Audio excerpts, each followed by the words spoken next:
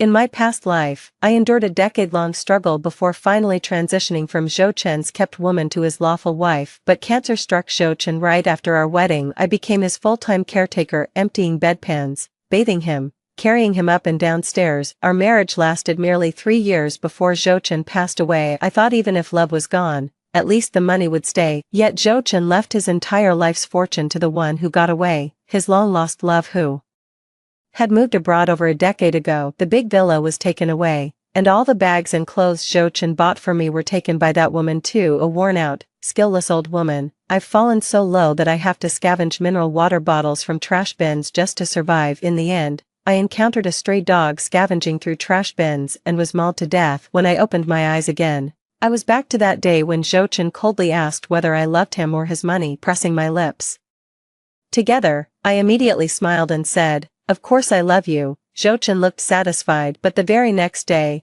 I took the sugar baby contract straight to Zhou Chen and demanded he pay the full year's allowance up front. Zhou Chen's expression turned icy in an instant. "You said you loved me, yet now you're asking me for money." Zhou Chen has always been like this, constantly needing reassurance whether I love him or his money. It was precisely this insecure question of his, it always plunged me into inexplicable emotions, making me believe he couldn't live without me, that he was desperately in love with me, and truth be told, he really couldn't. After all, in his previous life, the moment he was diagnosed with cancer, instead of reaching out to Shenzi, his lifelong white moonlight, he gave me the wedding that should have rightfully been hers. He slipped onto my finger the ring meant for Shenzi's index finger. Even that Tang Dynasty heirloom necklace his mother left for Zhou Chen, he gave it to me instead. Back then, I truly believed my decade as Zhou Chen's caged songbird had paid off, not only winning his love, but becoming his lawful wife. Yet on our wedding day itself, Zhou Chen was rushed to the hospital in critical condition. What followed was endless torment. Even before falling ill,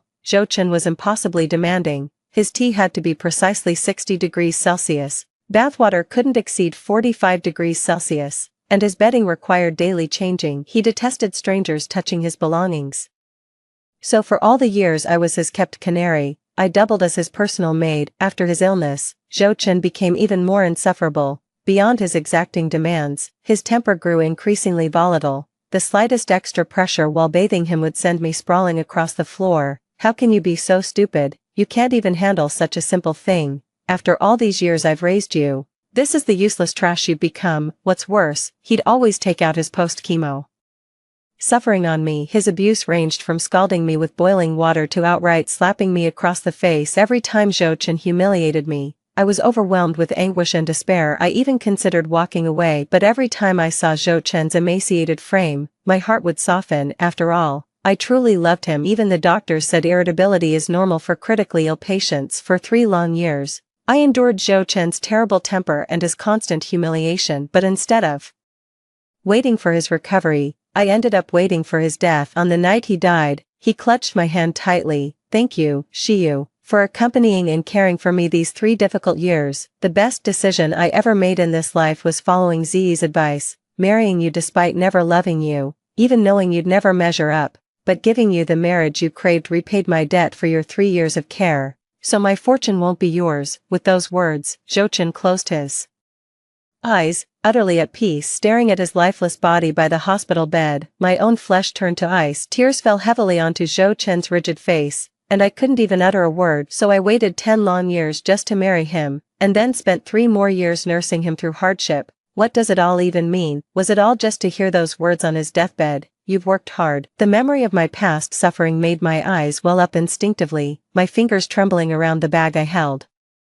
Zhou Chen's expression turned impatient the moment he saw my tear-filled eyes. "Enough already. Who taught you this awful habit? All you do is whine and cry all day long. I took you in to make me laugh and bring me joy, not to see you cry. You say you love me, right? If you love me so much, then let me pay this year's allowance in installments, 100,000 a month." In my past life, Zhou Chen had said those exact same words. Back then, to prove my genuine love for him, I agreed to his demand, but afterward, Zhou Chen only provided 3 months of allowance before seemingly forgetting about me entirely. I stopped asking, foolishly believing that refusing money would earn me his respect, affection, and ultimately his love. Little did I know, Zhou Chen saw my behavior as utterly foolish. You see, Zhou Chen was a businessman, To him, I was no different from the merchandise in his company delaying payments, extending credit terms, even outright refusal to pay. These were second nature to Zhou Chen. Suppressing the suffocating pain rising in my chest again, I walked over and planted a kiss on Zhou Chen's cheek. Baby, you know I'm doing this for my brother's medical bills. I became your golden bird because I need the money. Without it, he'll die. Honey, can we skip the installments? Just wire me the full amount up front. I promise. For the entire 1-year contract period, you'll get 100% of my love.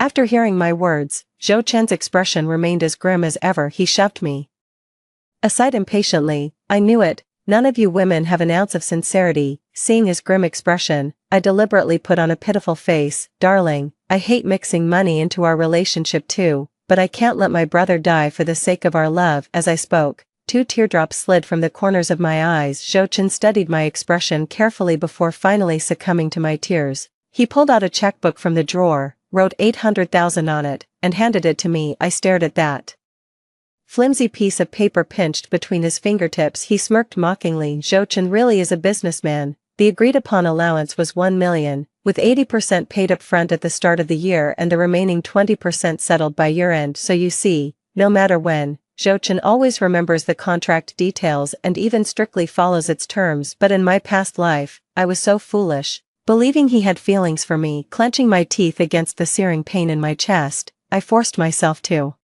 take the check from Zhou Chen with feigned discomfort. As I left, I even made a solemn vow to Zhou Chen. Darling, once my brother recovers, I won't ask you for another penny. With those words, I staggered out of Zhou Chen's office as though bearing unbearable agony too. That same day, I deposited the entire million into my bank account. In my past life, I truly became Zhou Chen's kept woman solely because my younger brother had a blood disease. Every penny I earned went straight to my mother for his treatment. But after Zhou Chen's death, when I'd lost everything, my own mother and brother, who once doted on me, turned their backs on me without a second thought, even looking at me coldly as they said they can't afford the shame. No way they'd ever accept a daughter who once played the role of a caged bird. Then they even kicked me out of the house. It was only then that I discovered my brother's illness had been cured long ago. All these years, my brother had been faking his illness just to swindle money out of me. Remembering the tragic experiences from my past life, that suffocating pain welled up in my chest again. But thankfully, it's all over now. Not a single penny will I spend on my brother's medical bills in this lifetime. I won't even acknowledge my own parents now. And Zhou Chen, isn't Zhou Chen crazy about his white moonlight? Shenzi, I'll give him a hand, help him win Shenzi's heart, help him marry her, then let him walk down the aisle with his beloved, despite his battle with cancer. As for Zhou Chen's inheritance, it will all belong to me for the rest of my life. 3. After coming to terms with it, the ache in my chest lingered, but my spirits lifted considerably. Then I went to the supermarket to buy the food that Zhou Chen likes, and also picked up a bottle of red wine he enjoys drinking. No sooner had I gotten home than I called Zhou Chen's personal physician to reschedule his checkup. In his previous life, Zhou Chen was diagnosed with cancer during a medical checkup 7 days later, and then he married me. This time around, I'll make sure he only discovers his illness after marrying Shenzi. After handling everything, I started cooking and even hand-washed Zhou Chen's socks and underwear. I even timed Zhou Chen's return perfectly to let him witness my domestic goddess act. Right on cue, Zhou Chen walked in while I still had soap suds on my hands. Hearing the door open, I hurried over. Honey, you're home. Zhou Chen watched me, drenched in sweat, and nodded with satisfaction. Wash your hands and refill my bowl. After that, he loosened his tie, took off his suit, and sat down at the dining table. Zhou Chen runs a brick-and-mortar business. Unlike those tech tycoons, he always prioritizes cost-effectiveness in everything he does. It's like he spent $1 million to keep me, but what he wanted wasn't just arm candy to show off. He expected me to provide emotional support, satisfy him in bed, and even excel at household chores. In our past life, he told me he asked these things of me because he treated me as his wife. He promised to marry me when the time was right, but only after Zhou Chen's death did I realize every word he'd said was just empty promises. He knows I'm into him. He knows I want to marry him. That's why he kept me hooked with the bait of marriage, squeezing every bit of my worth without spending a single penny unnecessarily. I snapped out of my thoughts and obediently hurried to wash my hands. After serving Zhou Chen his meal, I finally took a seat beside him. Then, I began serving him food and refilling his wine according to his habits. She even dabbed the corner of his mouth with a tissue when a grain of rice stuck there. Watching my movements, Zhou held my fingertips. "You're being unusually obedient today." I lowered my head shyly, because my sugar daddy just dropped a gold coin. With a playful smirk, I got up and settled into Zhou lap. "Hubby, if I can put you in a good mood today, care to shower me with some more gold coins?" With that, my fingers trailed teasingly along Zhou Adam's apple. Zhou breath hitched for a moment, and he took my fingertip in his hand. "Tell me," he said. I quickly got off him, then pulled out my phone and said to Zhou, "Honey, your ex-girlfriend Shenzi is back in the country. Look, here's a photo of her at a bar." Zhou expression turned icy in an instant. "Why are you asking about Shenzi, Jiangxiyu? Don't forget your place. You're just my caged canary, though I promised to marry you if you behaved. Know this, you'll never measure up to Shenzi. In our past life," Zhou had said these very words. It was only after my marriage to Zhou that he fell seriously ill, and Shenzi would occasionally come to the hospital to visit him. Every time, they not only reminisce about the past right in front of me, they'd even hug and kiss right in front of me. At that moment, I was so jealous I couldn't stand it, and I cried as I asked Zhou, how could he do this to me? I'm his wife. For God's sake. Zhou was just as cold then as he is now, lashing out at me in fury. "Jiangxi, don't forget you're just my caged songbird. Even though we're married, you'll never measure up to Shenzi." Memories from my past life came flooding back, sending sharp needles of pain through my chest. I leaned into that pain, using it to force tears from my eyes. "Honey, you've got me all wrong. With that, I turned away in tears and ran straight to his study. Then, I took out a diary and handed it to Zhou. "Honey, I found this notebook while cleaning this afternoon. When I saw the love letters you wrote to Shenzi, I finally realized how much you truly care for her. I cried all afternoon when I saw it in the afternoon. Though I love you so much, so deeply, I couldn't bear to see you in such pain. So I want to help you pursue Shenzi. Honey, in my eyes, you're truly wonderful. So wonderful, and you deserve to find your true love." As I spoke, too, lonely tears trailed down the corners of my eyes. Zhou sat at the dining table, his face as cold as ever, unreadable in expression, yet the flicker in his eyes told me his heart had stirred. It's understandable. After all, Shenzi was his unresolved longing, the redemption of his youth. After all, I've seen him, even when he was deathly ill, on the verge of dying, still holding Shenzi's photo and masturbating, with such deep affection. I can't believe he doesn't want Shenzi. The room stayed deathly silent for what felt like ages, right until the moment I couldn't squeeze out another tear, no matter how hard I tried. "How do we do this?" Zhou finally spoke up. My heart sank, and I quickly grabbed my phone and squeezed in to sit beside Zhou. "Honey, look at these documents I got from a private investigator. Shenzi hasn't dated anyone since going abroad. She's been studying hard every single day. Do you know what 10 years without romance means? It means you're the only one in her heart. She never left because you were poor, her family forced her to go. Here's my plan. Shenzi runs an art studio, right? I'll enroll tomorrow, then you'll pretend to be crazy about me, shower me with luxury jewelry, fancy cars. I guarantee within a month, she'll come crawling back to you." Zhou glanced at my scheme and immediately replied, "Won't work. Ziyi doesn't care about material things." Hearing Zhou words, I snapped back without thinking, "Bullshit. If she's not greedy for money, then who the hell is?" But before I could finish, I caught myself and quickly backtracked. "Honey, I'm not blaming you. I'm just saying you can't apply a man's logic to understand women. Miss Shen is reserved and values her dignity. She'd never go for these things. But if they were from you, meant for me, oh, she'd absolutely love them. After all, she loves you deeply. Jealousy can make a woman fully realize her true feelings." Zhou was still hesitating. I quickly grasped Zhou hand. "Darling, just give it a try, please. I can't bear to see you suffer like this anymore." As I spoke, 2 teardrops trailed down from the corners of my eyes just when my fingers ached from clutching the phone too tightly. Zhou finally relented. "Alright, let's give it a shot then." His words instantly lifted my spirits, and I immediately dashed back to my room to fetch a quotation list. "Honey, here's the breakdown of expenses for helping you pursue Miss Shen. Take a look." The moment Zhou took the bill, his pupils visibly constricted. 10 million, just for a show? That's outrageous. Then he pointed at one item. "Why does this luxury car cost 2 million? Can't you just rent a used one from the second-hand market?" I gritted my teeth in silent frustration. "Honey, Someone as sharp as Miss Shin would instantly tell if it's a used car or brand new. Don't balk at the wardrobe budget and birthday gifts costing $1 million, it's money well spent. You've pined for Miss Shin for years, a whole decade, over 3,000 days and nights.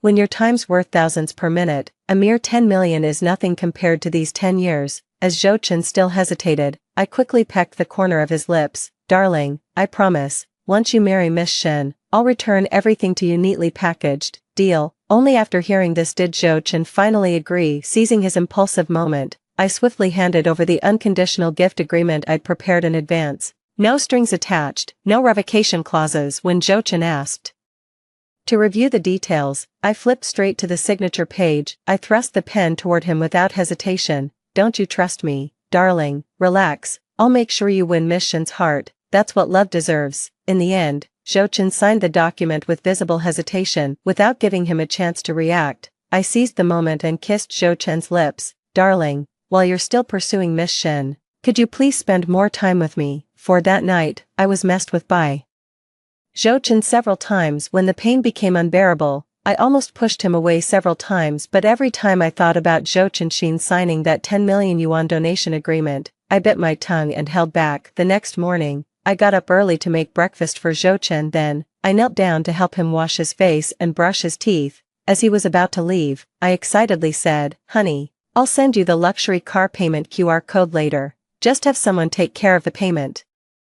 Oh, by the way, I'm signing up at Miss Shin's art studio today. Don't forget, pick me up sharp at 7 tonight in that luxury car of yours." Zhou Chen frowned slightly as he looked at me, and I immediately kissed the corner of his lips again. She started feeding him empty promises. "Honey, I guarantee you'll have dinner with Miss Shin tonight. Heck, you might even get her WeChat ID and phone number by the end of the evening." Zhou Chen's shrewdness faltered again at my words. "You sure about this?" I nodded. Absolutely. Though Zhou Chen still had doubts, he ultimately said nothing, just grabbed his briefcase and left. The moment he stepped out, I quickly changed clothes and followed. After that, I went to the car dealership to check out the vehicle, and even sent Zhou Chen the payment QR code within an hour. Once his payment was confirmed, I had the dealership deliver the car straight to Zhou Chen's office, proof that I wasn't scamming him. Only then did I head to Shenzi's art studio. Only a fool like Zhou Chen would believe Shenzi has such noble character. In her past life, Shenzi also returned to the country around this time. The reason she chose to come back was after seeing news of Zhou Chen's company listing on the Hong Kong Stock Exchange. Afterwards, Shenzi began deliberately yet subtly getting closer to Zhou Chen. She even brazenly flooded my WeChat with messages, screaming about how a worthless woman like me dared compete with her for a man. She also publicly exposed me as Zhou Chen's kept woman outside. Every time Shenzi provoked him, Zhou Chen would look at her with eyes filled with deep affection. Even after returning home, he'd still sigh wistfully. "Z, so you've been thinking of me all these years after all." They just ignored me, the woman who had been by Zhou Chen's side for 10 years, while they started a love affair without any official status, drawing close in a way that was barely there. Even Zhou Chen had prepared an extravagant proposal ceremony. Had it not been for Zhou Chen receiving his cancer diagnosis the previous day, followed by Shenzi persuading him to marry me, they would have already tied the knot long ago. And Shenzi's claim of being single all these years was pure fiction. She's bedded men of every shade, from pale white to ebony black to golden yellow. The memory burns particularly bright, that haughty look on Shenzi's face as she pressed her stiletto heel against my cheek. After inheriting Zhou Chen's fortune in our past life, the mere thought makes my blood boil with rage. "Jiang Shiyu, do you really think marrying Zhou Chen means you'll get your hands on his money? A low-class sparrow like you deserves nothing but a bullet from the enemy, plucked clean of every feather." After that, Shenzi seemed to take pleasure in toying with me. Every time I landed a job using Zhou Chen's connections, she'd find a way to get me fired. In the end, I couldn't even afford rent, had to live under a bridge, and got mauled to death by stray dogs. The memory of my previous life, when wild dogs mauled me beyond recognition, still haunts me with its agony. I merely smirked with sarcasm. In this life, I'll be the one holding the shotgun. Bang. The ones who'll end up dead are Shenzi and Zhou Chen. 5. That very day, I enrolled in Shenzi's art studio. Shenzi greeted me with an exceptionally warm smile. "Miss Jiang, you look somewhat familiar. I wonder if we've met back in China." My apologies, my memory isn't the best, as I've devoted all my mental capacity to painting.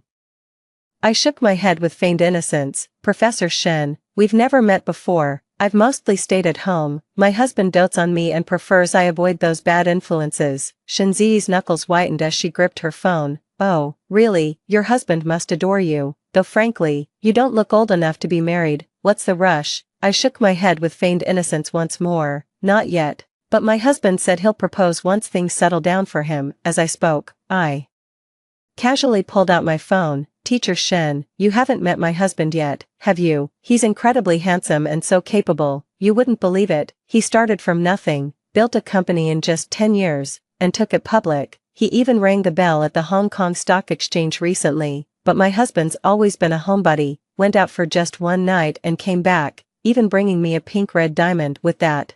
I raised my hand to flash the pigeon egg diamond between my fingers then.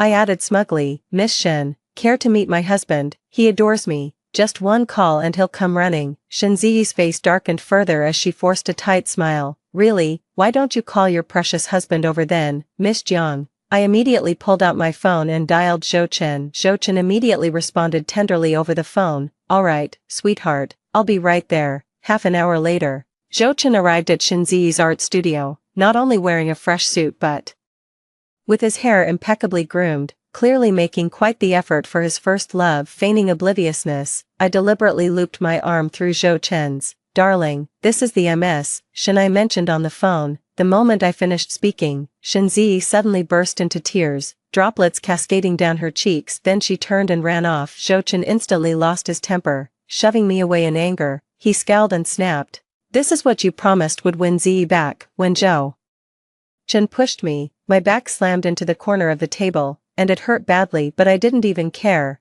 Pretending to be urgent, I called out to Zhou Chen, honey, what are you still doing? Hurry up and go after Miss Shen. She ran off because she must have feelings for you. If she didn't care about you at all, she wouldn't be crying like this. Zhou Chen's brow relaxed instantly as he urgently chased after Shenzi's retreating figure. Watching his retreating back, I merely curled my lips in a mocking smirk before turning toward the underground garage, where I drove off in Zhou Chen's luxury car using the spare key. 6 That afternoon, I took the car to the used vehicle market and sold it. That night, Zhou Chen didn't come home. Instead, a woman named Shenzi sent me a friend request on WeChat. I accepted it. The moment I accepted, Shenzi immediately sent me multiple videos, each one showing intimate moments between her and Zhou Chen in bed. Along with the videos, Shen sent a WeChat message, MS, Jiang, your husband belongs to me now. A mocking smirk crept across my lips as I read her WeChat message. Shenzi turned out to be so predictable. Just a little provocation from me, and she jumped into Zhou Chen's bed this quickly. What she doesn't realize is that precisely because she never let Zhou Chen have her back then, she became his eternal what if, the one he obsessed over for a lifetime. But now that he's tasted the forbidden fruit, she's lost that mystique in his eyes.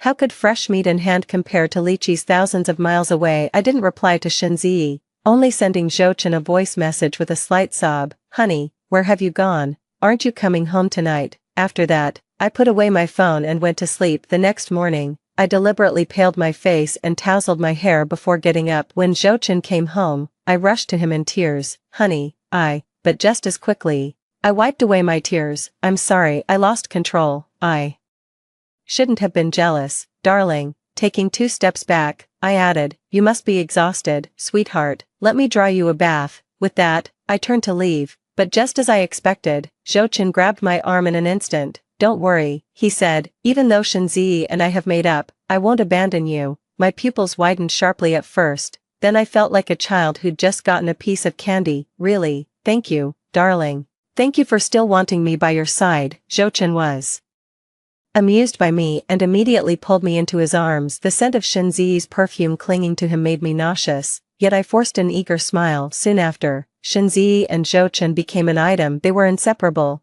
practically glued together every waking minute. I couldn't be more pleased. After they'd been dating for a month, worried Zhou Chen might be developing health issues, I seized the moment when he came home one day. With dramatic flair, I pulled out a wedding ceremony brochure.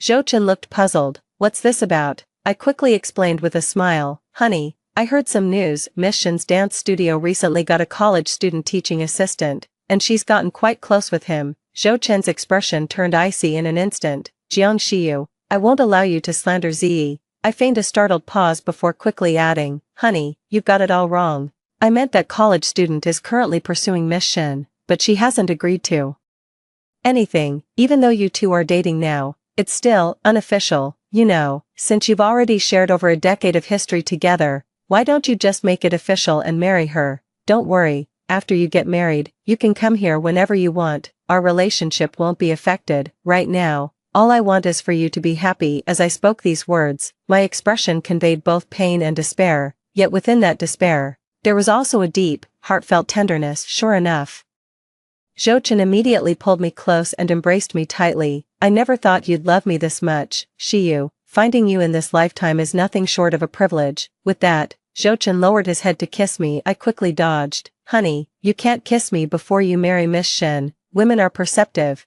What if she finds out we're still in contact? Didn't we already put on that breakup act for Miss Shen? So you'd better be careful. Women have sharp instincts. Make absolutely sure she doesn't find out you're still in contact with me. I finally managed to talk Zhou Chen down, and he even left right after Shenzi called him. But the moment Zhou Chen stepped out, I immediately texted Shenzi, "You think you've won, bitch, the victory is mine. Zhou Chen just promised to marry me." Then I snapped a photo of a wedding planner's brochure and sent it to Shenzi, along with the surveillance footage of Zhou Chen holding me tightly moments ago. That night, Zhou Chen blocked me on WeChat. Later that evening, I saw photos of Zhou Chen's successful proposal in Shenzi's social media feed.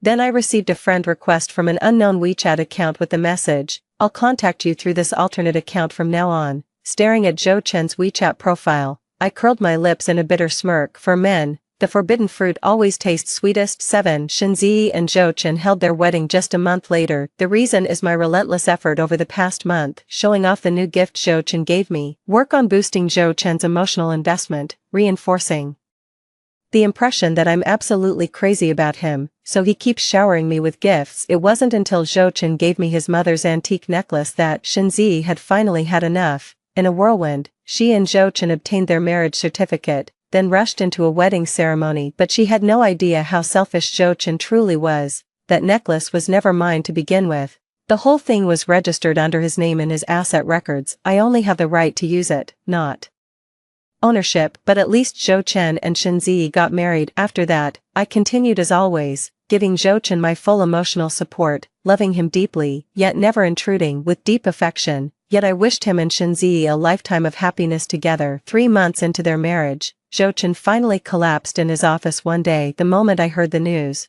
I deliberately changed out of my elegant clothes into pajamas and even ran barefoot to the hospital. And the instant Zhou Chen regained consciousness, I slapped Shenzi across the face. Furious and hysterical, she shouted at Shenzi, "This is how you take care of him, Shenzi. I gave you the man I loved with every fiber of my being. I cared for him for 10 years and nothing happened, but you, just 3 months into marriage and you've already sent him to the hospital." With a voice choked by anguish, I collapsed onto Zhou Chen's body, sobbing uncontrollably. "Zhou Chen, please be okay," I begged between ragged breaths. "Wake up, I was wrong, God, I was so wrong to ever let Shenzi take you from me." My desperate sobs, like the mournful cries of a thornbird, echoed endlessly through the hospital ward. Shenzi gritted her teeth in fury, lunging forward to grab me and slap me. But in the next instant, Zhou Chen woke up and stopped her. "Stop right there, Shenzi. If you dare lay a finger on her, you'll have me to deal with." Then he looked at my bleeding feet with heartache written all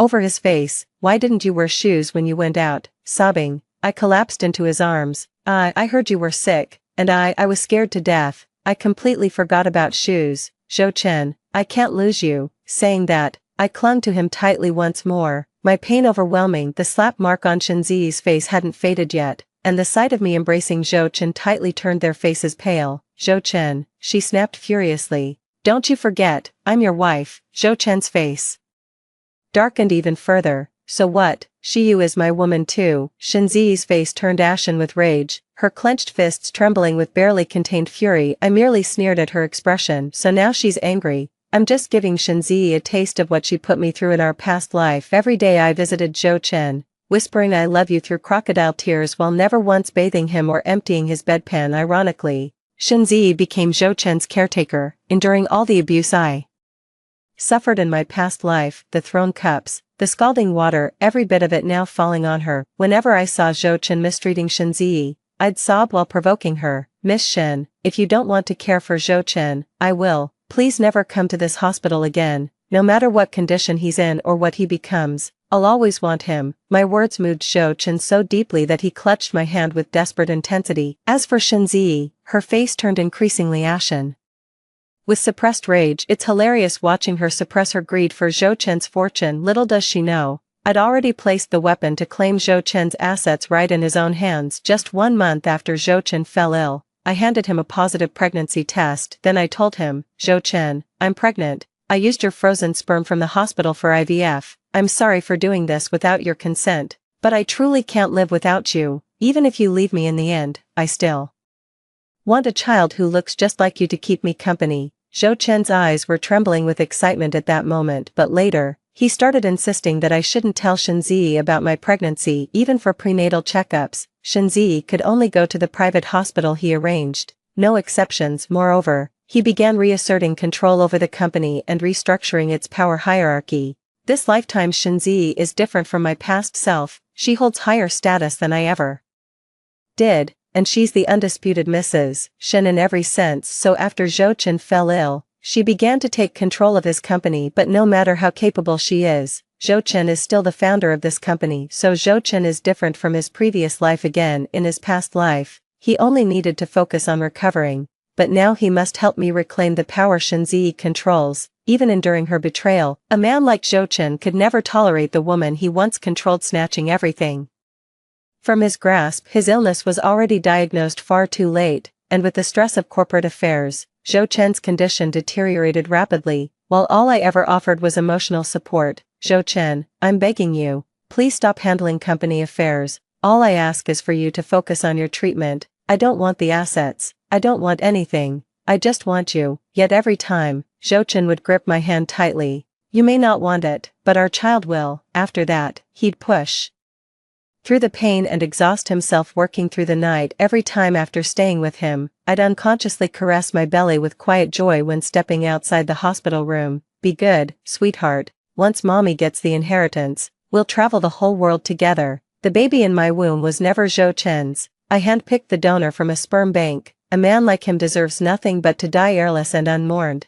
let alone have children. I even made sure to destroy every last sample of his frozen sperm at the bank. In just 3 months, Zhou Chen had more breath going in than coming out. He's clinging to life by an oxygen tube, yet stubbornly refuses to let go. It wasn't until the lawyer he'd arranged walked into the hospital room and they'd talked for a solid hour, he finally called me into the hospital room. He clutched my hand desperately. "Shiyu, I've wronged you in this life by failing to give you the marriage you deserved, but now I've made amends, for you and our unborn child. All my wealth finally belongs to you."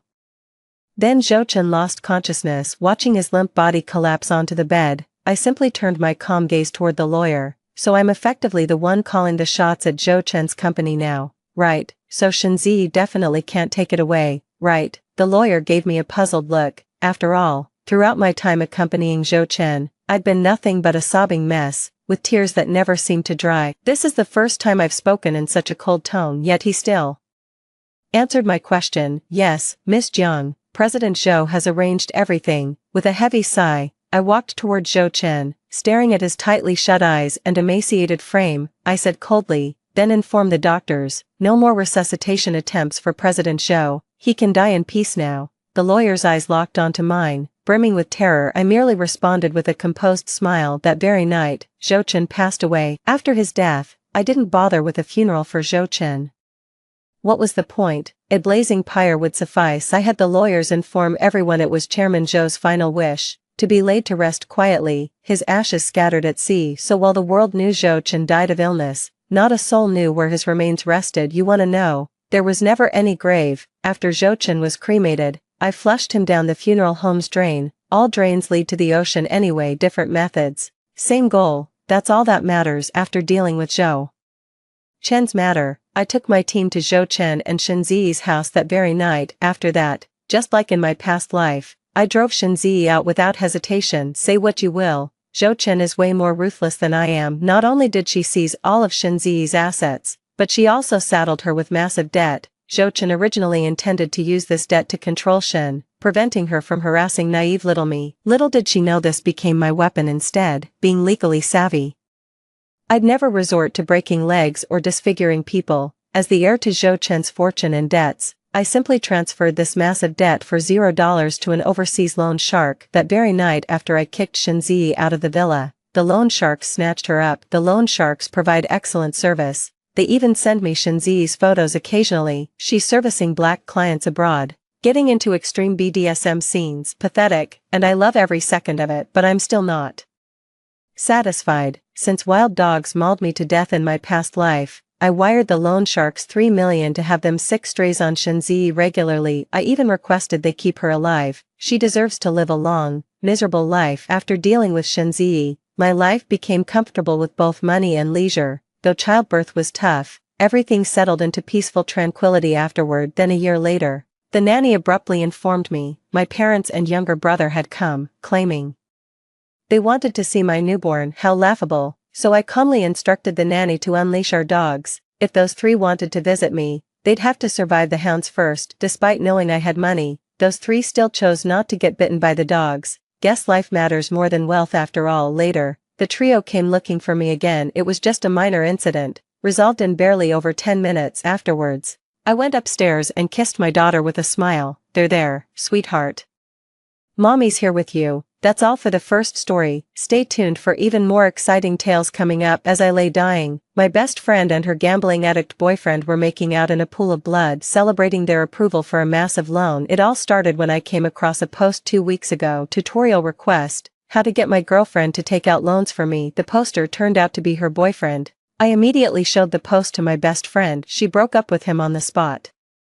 But shockingly, they got back together 2 weeks later. They blamed me for being jealous of their relationship, accusing me of ruining her boyfriend's gambling luck. In the dead of night, the two of them stabbed me repeatedly with knives. When I opened my eyes again, I'd traveled back to the day I first saw that post. My eyes fluttered open, my gaze fixed on the phone screen, looking for a tutorial on how to get my girlfriend to take out loans for me. I clicked into this guy's profile. Sure enough, it was my best friend's boyfriend Yang Wei. I'm certain I've been reborn. His profile reads like a personal confession letter. Yang Wei is a gambler who has spent all the family's money on gambling. Lost the bet. Time to post your confession. But if I don't change, I'll just gamble again next time. When they win, they brag online like they're the chosen one. Just a little more capital, and they'll skyrocket to the top. Her best friend leaned in close. What are you looking at so intently? In my previous life, I immediately showed it to my best friend sitting next to me. That man is nothing but trouble. I can't just stand by and watch my best friend throw herself into the fire. My bestie Li Shan grew angrier as she kept watching,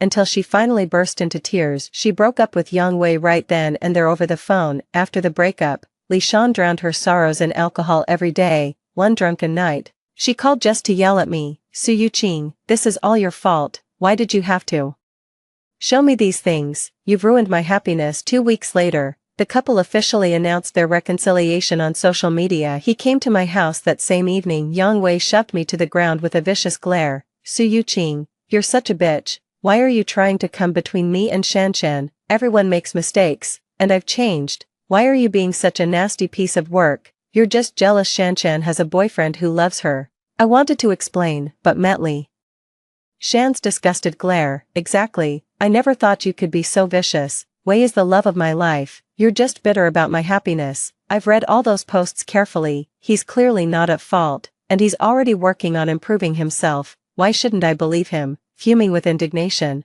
I started arguing with both of them. In the scuffle, Yang Wei suddenly pulled a fruit knife from his pocket and started stabbing at me like a madman until I was left full of holes like a sieve. Meanwhile, her best friend Li Shan simply watched it all unfold with cold indifference. She pressed down hard on my outstretched hand, pleading for help. Su Yuqing, you brought this on yourself. Who told you to be such a shameless homewrecker? People like you who gossip behind others' backs deserve to die. We're just doing society a favor by getting rid of you, too. What are you doing? I'm talking to you. Li Shan nudged me, snapping me out of my daze. She craned her neck, trying to see what I was looking at. I immediately closed my phone with a radiant smile.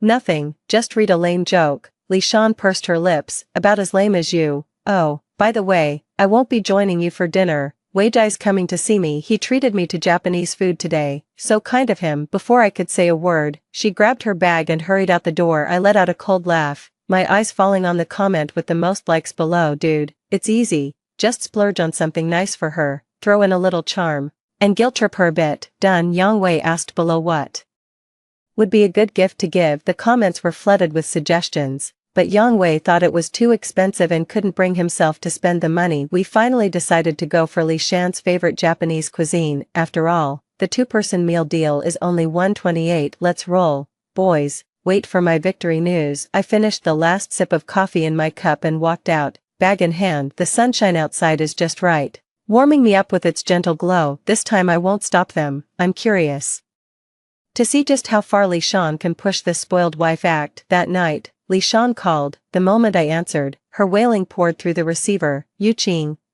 I feel awful. I gave a non-committal hum. Seeing that I didn't say anything, Li Shan wailed even louder. Aren't we best friends? Why didn't you ask me what's wrong? Bro actually wants me to take out a loan. Do you think I should go along with it? I sneered, recalling how in a past life she had asked me the very same thing in a cafe. If Brother Wei really wants me to take out a loan, should I agree? I gave Li Shan a good scolding right then for being love-struck. Scolding Yang Wei. How could a normal man let his girlfriend take out a loan to gamble? As I died, Li Shan looked at me with hatred. Su Yu Qing, you don't understand love at all. True love means supporting each other. If it weren't for your meddling, I'd have already taken out a loan and given it to Brother Wei. He's already turned things around and made millions for me. Listen up, Su Yu Qing, you stole those millions from me. You're the one who caused this loss. Bet you're thrilled your worthless life could pay back a few million.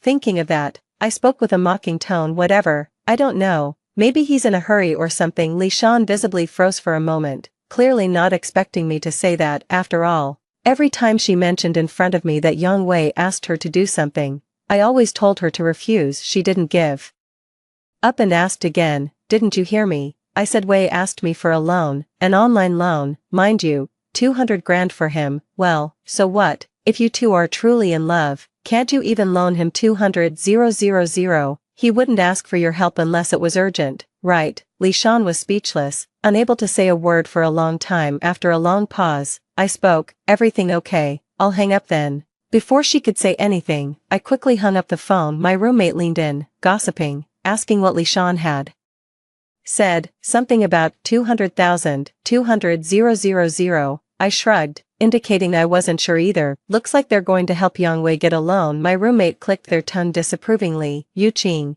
you've finally wised up. Whatever happens between those two in their relationship is their own business. We outsiders should keep our noses out of it. She giggled again after saying that. Just whisper behind my back then. Early next morning, Li Shan returned with puffy red eyes. Without a word, she collapsed onto the desk and burst into tears. Our roommate shushed us and tiptoed out with a book in hand. She looked at me curiously. That's so unlike you, not even asking what's wrong or offering any comfort. I was always the one by Li Shan's side. Sometimes I even skipped class just to comfort her. I mimicked my roommate's playful giggle. You're right, their relationship is none of our business. Meddle too much, and they might end up blaming you if they start fighting. Instead of wasting time worrying about others, maybe focus on yourself. Oh, and what's for lunch? 3. When I got back to the dorm at noon, Li Shan was glaring at me fiercely, hands on her hips. Su Yu Qing, what's your problem? I let out a satisfied burp, rubbing my belly. Without Li Shan draining my energy with her negativity,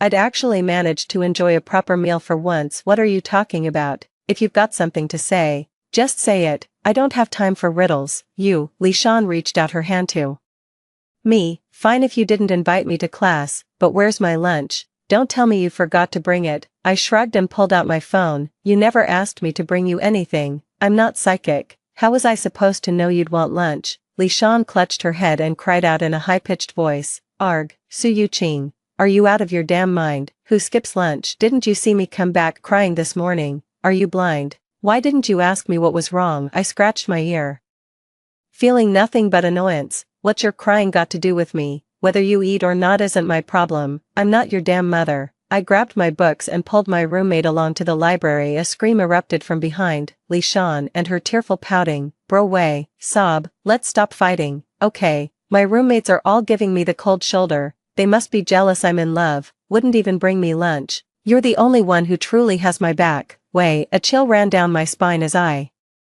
clutched the book and hurried forward. I should keep my distance from Li Shan as much as possible from now on. She already holds a grudge against me. Thankfully, she'll be moving out to rent her own place soon. When I returned to the dorm in the afternoon, surprisingly Li Shan was still there. It was as if they'd been waiting just for our return. She suddenly changed her tune, eagerly handing us bottled water with feigned courtesy. Studying must be thirsty work. Have some water. An eerie silence hung in the room. Not a single soul spoke. Li Shan gave a wry smile, rubbing her hands together. We're all dorm mates here. I was hoping you could help me brainstorm. My boyfriend Wei asked me to take out a loan for him. What do you think? Need a loan? She looked at me and cleared her throat. Yu Qing, you obviously didn't catch what I said on the phone yesterday, did you? What do you think? Should I take out a 200k loan? Out of the corner of my eye, I noticed Li Shan's phone was on a call. There stood Yang Wei across from us. Now I get it. Li Shan never really wanted the loan deep down, but she couldn't bring herself to refuse outright, so she used us as scapegoats. The moment we advised her to decline, she'd redirect Yang Wei's resentment toward us. Humph, you've really got your calculations down to a fine art. Li Shan looked at me with bright, sparkling eyes. I sneered and deliberately said aloud, Shan. Why would you ask that? Yang Wei is your boyfriend, didn't you tell us that before? True love means supporting each other. He must be in real trouble if he's asking you to take out a loan. Why are you even asking us? Aren't you worried? Li Shan's face instantly turned pale. My other roommate gave me a strange look, about to say something, but backed off after seeing my warning glance. Li Shan began to panic. Yu Qing, what are you saying? I chuckled and spoke deliberately. I'm saying, if your boyfriend asked you to take out a loan, it must be urgent. You should. Before she could finish speaking, Li Shan frantically hung up the phone. Enough, Su Yu Qing, are you out of your mind? Who asked you to meddle in my boyfriend's urgent matters? If you're so obsessed with loans, why don't you take one yourself? Psycho. She'd barely spoken 2 words when her phone started buzzing like crazy. Oh, it's a call from Wei Gij. Li Shan hurried out to answer the phone, and though she kept her voice down, we still heard it. Bro, it's not like that, let me explain. I'm really not unwilling. Oh my love, I love you, Wei. Tomorrow I'll come out and explain everything properly. Okay, woo-woo, Wei, please don't be mad, don't be angry with me. The voice grew fainter in the distance. The other 2 roommates finally caught on. She actually had the phone on just now. Damn, she's so sneaky. Doesn't want to take out the loan herself and tries to make us say it for her. Tisk, that's a classic case of a tiger's accomplice. Never get involved with their kind again. A few minutes later, she returned and shot us a furious glare, grabbed a spaghetti-strap dress and rushed out the door. My roommates and I exchanged glances, our teeth practically chattering. The wind howled outside. Who wears just a slip dress in this freezing weather? Talk about prioritizing vanity over comfort. She's really going all out to appease Yang Wei. For Li Shan didn't come back all night. She returned early the next morning, changed into fresh clothes, her face glowing like peach blossoms. She lifted her chin with pride, revealing faint red marks along her neck. I made up with Wei Gij. He's still the best, unlike you guys. Just as I thought, roommates will always be ungrateful snakes. One roommate let out a cold snort. Really, you helped your brother Wei get a loan of 200,000? Li Shan's expression froze for a moment, then she quickly smiled again. What do you mean, borrow 200 grand? This is an investment. Do you even understand investing? Whatever, you bumpkins wouldn't get it anyway. If you kneel and apologize to me now, I might just give you a job. Oh, when the time comes, my big brother will definitely use his earnings to start a huge company. I'm Wei's one and only, his special Mrs. Yang, who stood by him through thick and thin. The 3 of us exchanged glances, our eyes speaking the same unspoken words. This building is completely insane. She skipped class just to chase her fantasy of becoming Mrs. Yang. True. Someone who's about to become a CEO's wife wouldn't care about a diploma like that. At noon, Li Shan was sitting in front of the mirror, putting on makeup. She was blushing like an apple, murmuring something into her phone. The moment they saw me, they rushed over and grabbed my arm. My dear Qing, will you go out with me to rent an apartment? We're best friends. My heart skipped a beat. It was finally happening. In her past life, Li Shan had said the exact same words. She asked me to go out with her to look for an apartment. However, in their previous life, the 2 were still temporarily separated. Her reason was that seeing couples together on campus always reminded her of Yang Wei. The heartache is too much to bear, so I need to get away for a while. I thought Li Shan had come around. so I agreed to her request and moved in with her off campus unexpectedly. The shared apartment became their secret love nest. Every few days, I could hear strange noises coming from her room. I thought it was her new boyfriend, but turns out it was just Yang Wei sharing the apartment with me was just to save money, using me as a cash cow. I coldly pulled my hand away. I'm busy with schoolwork and don't have time to move in with you. Besides, don't you have a boyfriend? Let him live with you. Li Shan lowered her head and tugged at my sleeve with a gentle shake. Yu Qing, what are you talking about? I'm a proper young lady. How could I possibly live with someone before marriage? I stared at the red mark on her neck with a knowing smirk. She quickly tugged at her collar. Su Yu Qing, a filthy mind sees filth everywhere. You're disgusting. There's nothing between Wei and me. What, can't we even share a kiss? I'm sharing the apartment because campus life would disrupt my studies. You're my bestie, what's wrong with keeping me company? I burst out laughing. Since when did humans talk like this? Living on campus affects academic performance. Besides, it's not even expensive. Just 1,500 a month. Hanging out with your bestie, 1,500 isn't too much, right? Just hearing her mention this makes my blood boil. Only after I died did I find out her rent was actually 1,500. She lied to me saying it was 3,000, and like a fool, I paid the full 1,500 without question. I let out a cold laugh. I'm broke, don't even have a penny to my name, and I'm perfectly fine living in the dorm. Why would I want to share an apartment with you? I pulled my sleeve free and walked out without a backward glance. Su Yu Qing, mark my words, we're through.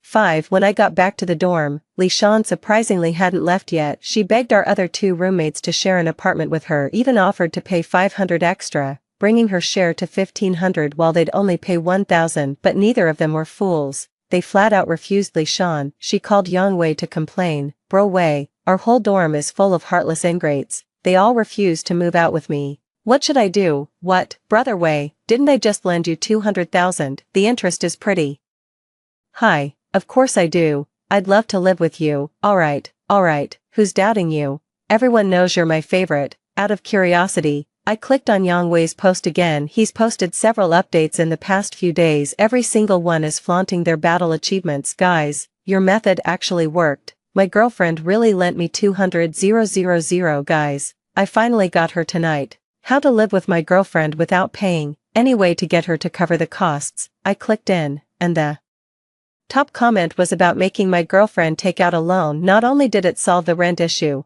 but the leftover money could also be used for gambling. Clearly, Yang Wei chose this path. Yang Wei asked below, what should I do if my girlfriend is reluctant? She's already taken out a loan of 200,000 yuan. Just throw her some crumbs, say you're making money, and keep her investing. Depends how much she loves you. Works every time with my girlfriend. I clicked my tongue and closed the post. 5. The next day, Li Shan arrived at the dormitory carrying bags of all sizes. Wow, Yang Wei really went all out. Li Shan deliberately showed off the new iPhone in front of us. Wow, my man Wei is seriously killing it. Made 10 grand in just a few days. Would your brothers ever treat you this well? She theatrically covered her mouth, oozing fake sweetness. Oops, forgot you 3 are forever alone. Some people just aren't cut out for marrying into wealth. My brother treats me best. He spent his entire 10K paycheck just on me. Teehee. She smugly pulled the dress from her bag, twirling around to try it on repeatedly, as if our dorm room were her personal runway. Before heading out, Li Shan cast a haughty glance down at us in her stilettos. Hey you 3 country bumpkins, anyone want a room with me? If I'm in a good mood, I might even make you my assistant. Well, this is your golden chance to prove your loyalty. The dorm room stayed silent, with only the sound of flipping pages and scratching pens. Fuming with rage, Li Shan hurled her brand new bag onto the ground. What, are you all deaf? Su Yu Qing, you're pretending not to hear me too. Fine, I was going to give you this opportunity as my best friend, but clearly, you don't deserve it. Humph, don't come crying to me later begging for a job at my company. With that, she grabbed her bag and stormed off in a huff, talking on the phone while walking. Wei, just sign the contract already. We'll be living together as husband and wife soon. Those people in my dorm, just a bunch of ignorant fools.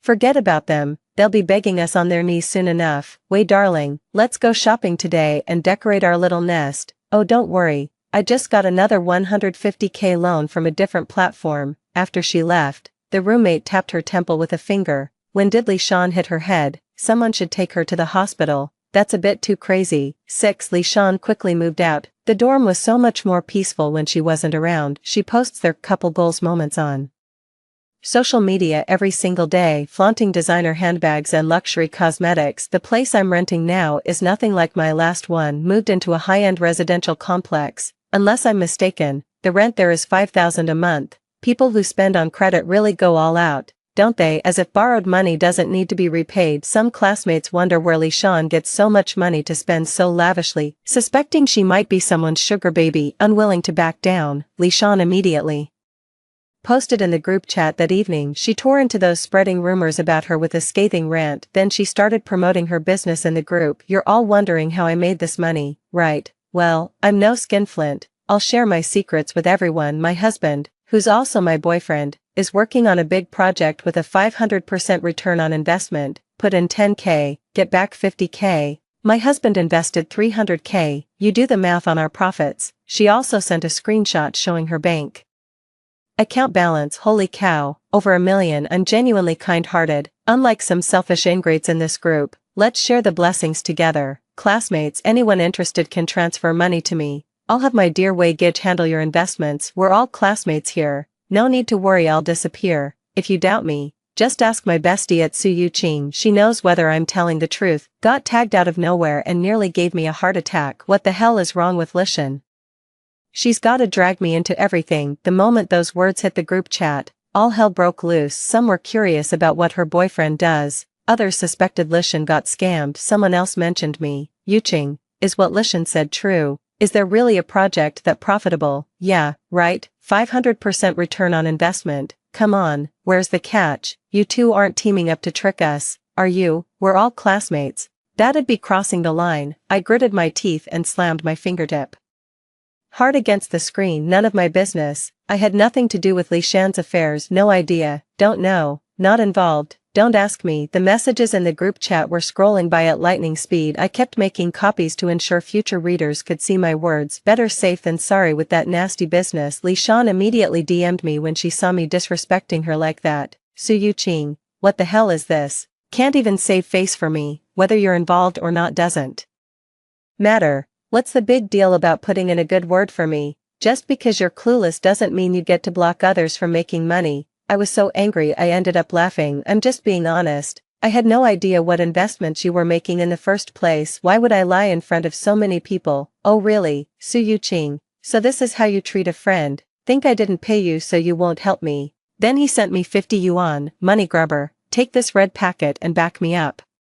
In the group chat, just say you invested 10K and made 50K. If they ask for screenshots, just Photoshop them. What a psycho, can't help you. I refunded her $50, money's returned. Don't come back later saying I kept your cash. By then, Lishan didn't have time to reply to me because the instructor had mentioned and warned Lishan in the group chat, have her verify her identity. And if she posts any more of these scam messages, kick her out. Lishan was furious, got into a heated argument with the counselor right in the group chat. What does a broke-ass college instructor like you know? Your monthly salary can't even cover my daily expenses. What's wrong with me helping classmates make investment profits? You jealous or something? Listen here, I wouldn't take your money even if you begged. You're just trash-talking my man Wei. No sooner had these words been spoken than a line of text appeared below. Lishan has been removed from the group by the admin, a great relief to the public. The counselor repeatedly emphasized and reminded everyone in the group, never fall for a scam. 7. Lishan was furious after being kicked out of the group, went on a rant spamming dozens of insults targeting the counselor in my moments feed, also asked me to pass a message to the advisor. Before Lishan could lose her temper for long, the counselor had already called the police. There's suspicion that Lishan may have joined a pyramid scheme or is being controlled by someone. Lishan and her boyfriend were both taken to the police station for a reprimand and education. The school also gave Lishan a disciplinary action. Some well-meaning classmates advised Lishan to break up with her boyfriend outside of school. I got a major scolding from Lishan. After that day, she stopped coming to school altogether. She posted on her moments about how tough their love had been. If the whole world wants us to break up, then we'll fight the whole world together, through thick and thin. When we reach the summit, those who mocked us will kneel at our feet.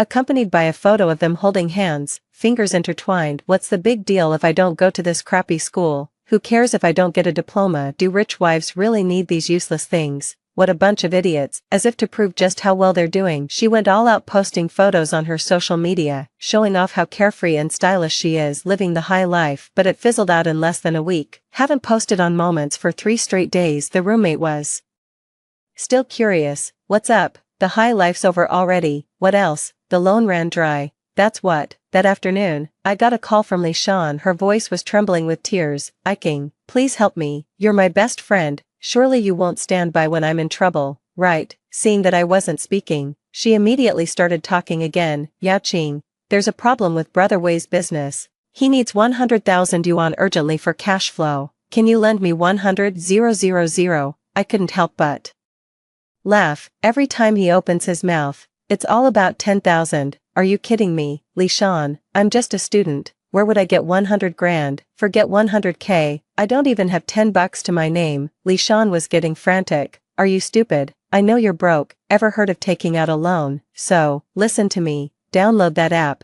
and after you verify your identity, your starting limit should be around 200,000. Transfer 100k to Brother Wei for working capital. Keep the other 100k in my account as backup. Su Yuqing, are you deaf? Can't you hear me? Hurry up and get the money. Can you afford the consequences if you delay Brother Wei's business? Hung up immediately after speaking. Transfer 200 grand within 30 minutes, or face the consequences. I laughed in disbelief. Never seen someone so shameless, acting like I owe her that damn money. Absolutely disgraceful. I told my roommates about this, warned them to be careful, then immediately blocked Lishan. That afternoon, the other 3 roommates received the same call from Lishan. Looks like their financial hole is getting deeper. Now they're looking for a scapegoat. That night, Lishan stormed back to the dormitory. Heard they brought Yang Wei along too, but since he's not from the school, security stopped him at the gate. This led to a heated argument between Lishan and the security guard. The video's already been shared in the school group chat. What gives you lowlives the right to stop my brother? A bunch of school dogs. Do you know who my brother is? He's the future Mr. Yang, the one who'll rule a city with an iron fist. You worthless scum dare to stand in his way. The security guard didn't bother arguing with her and immediately pulled out his phone to call the police. Seeing this, the two panicked and bolted in opposite directions. Lishan dashed back to school while Yang Wei slipped out of the security guard's sight. 8. Lishan kicked the dorm door open. He pointed at us and started yelling, "Are you guys stupid?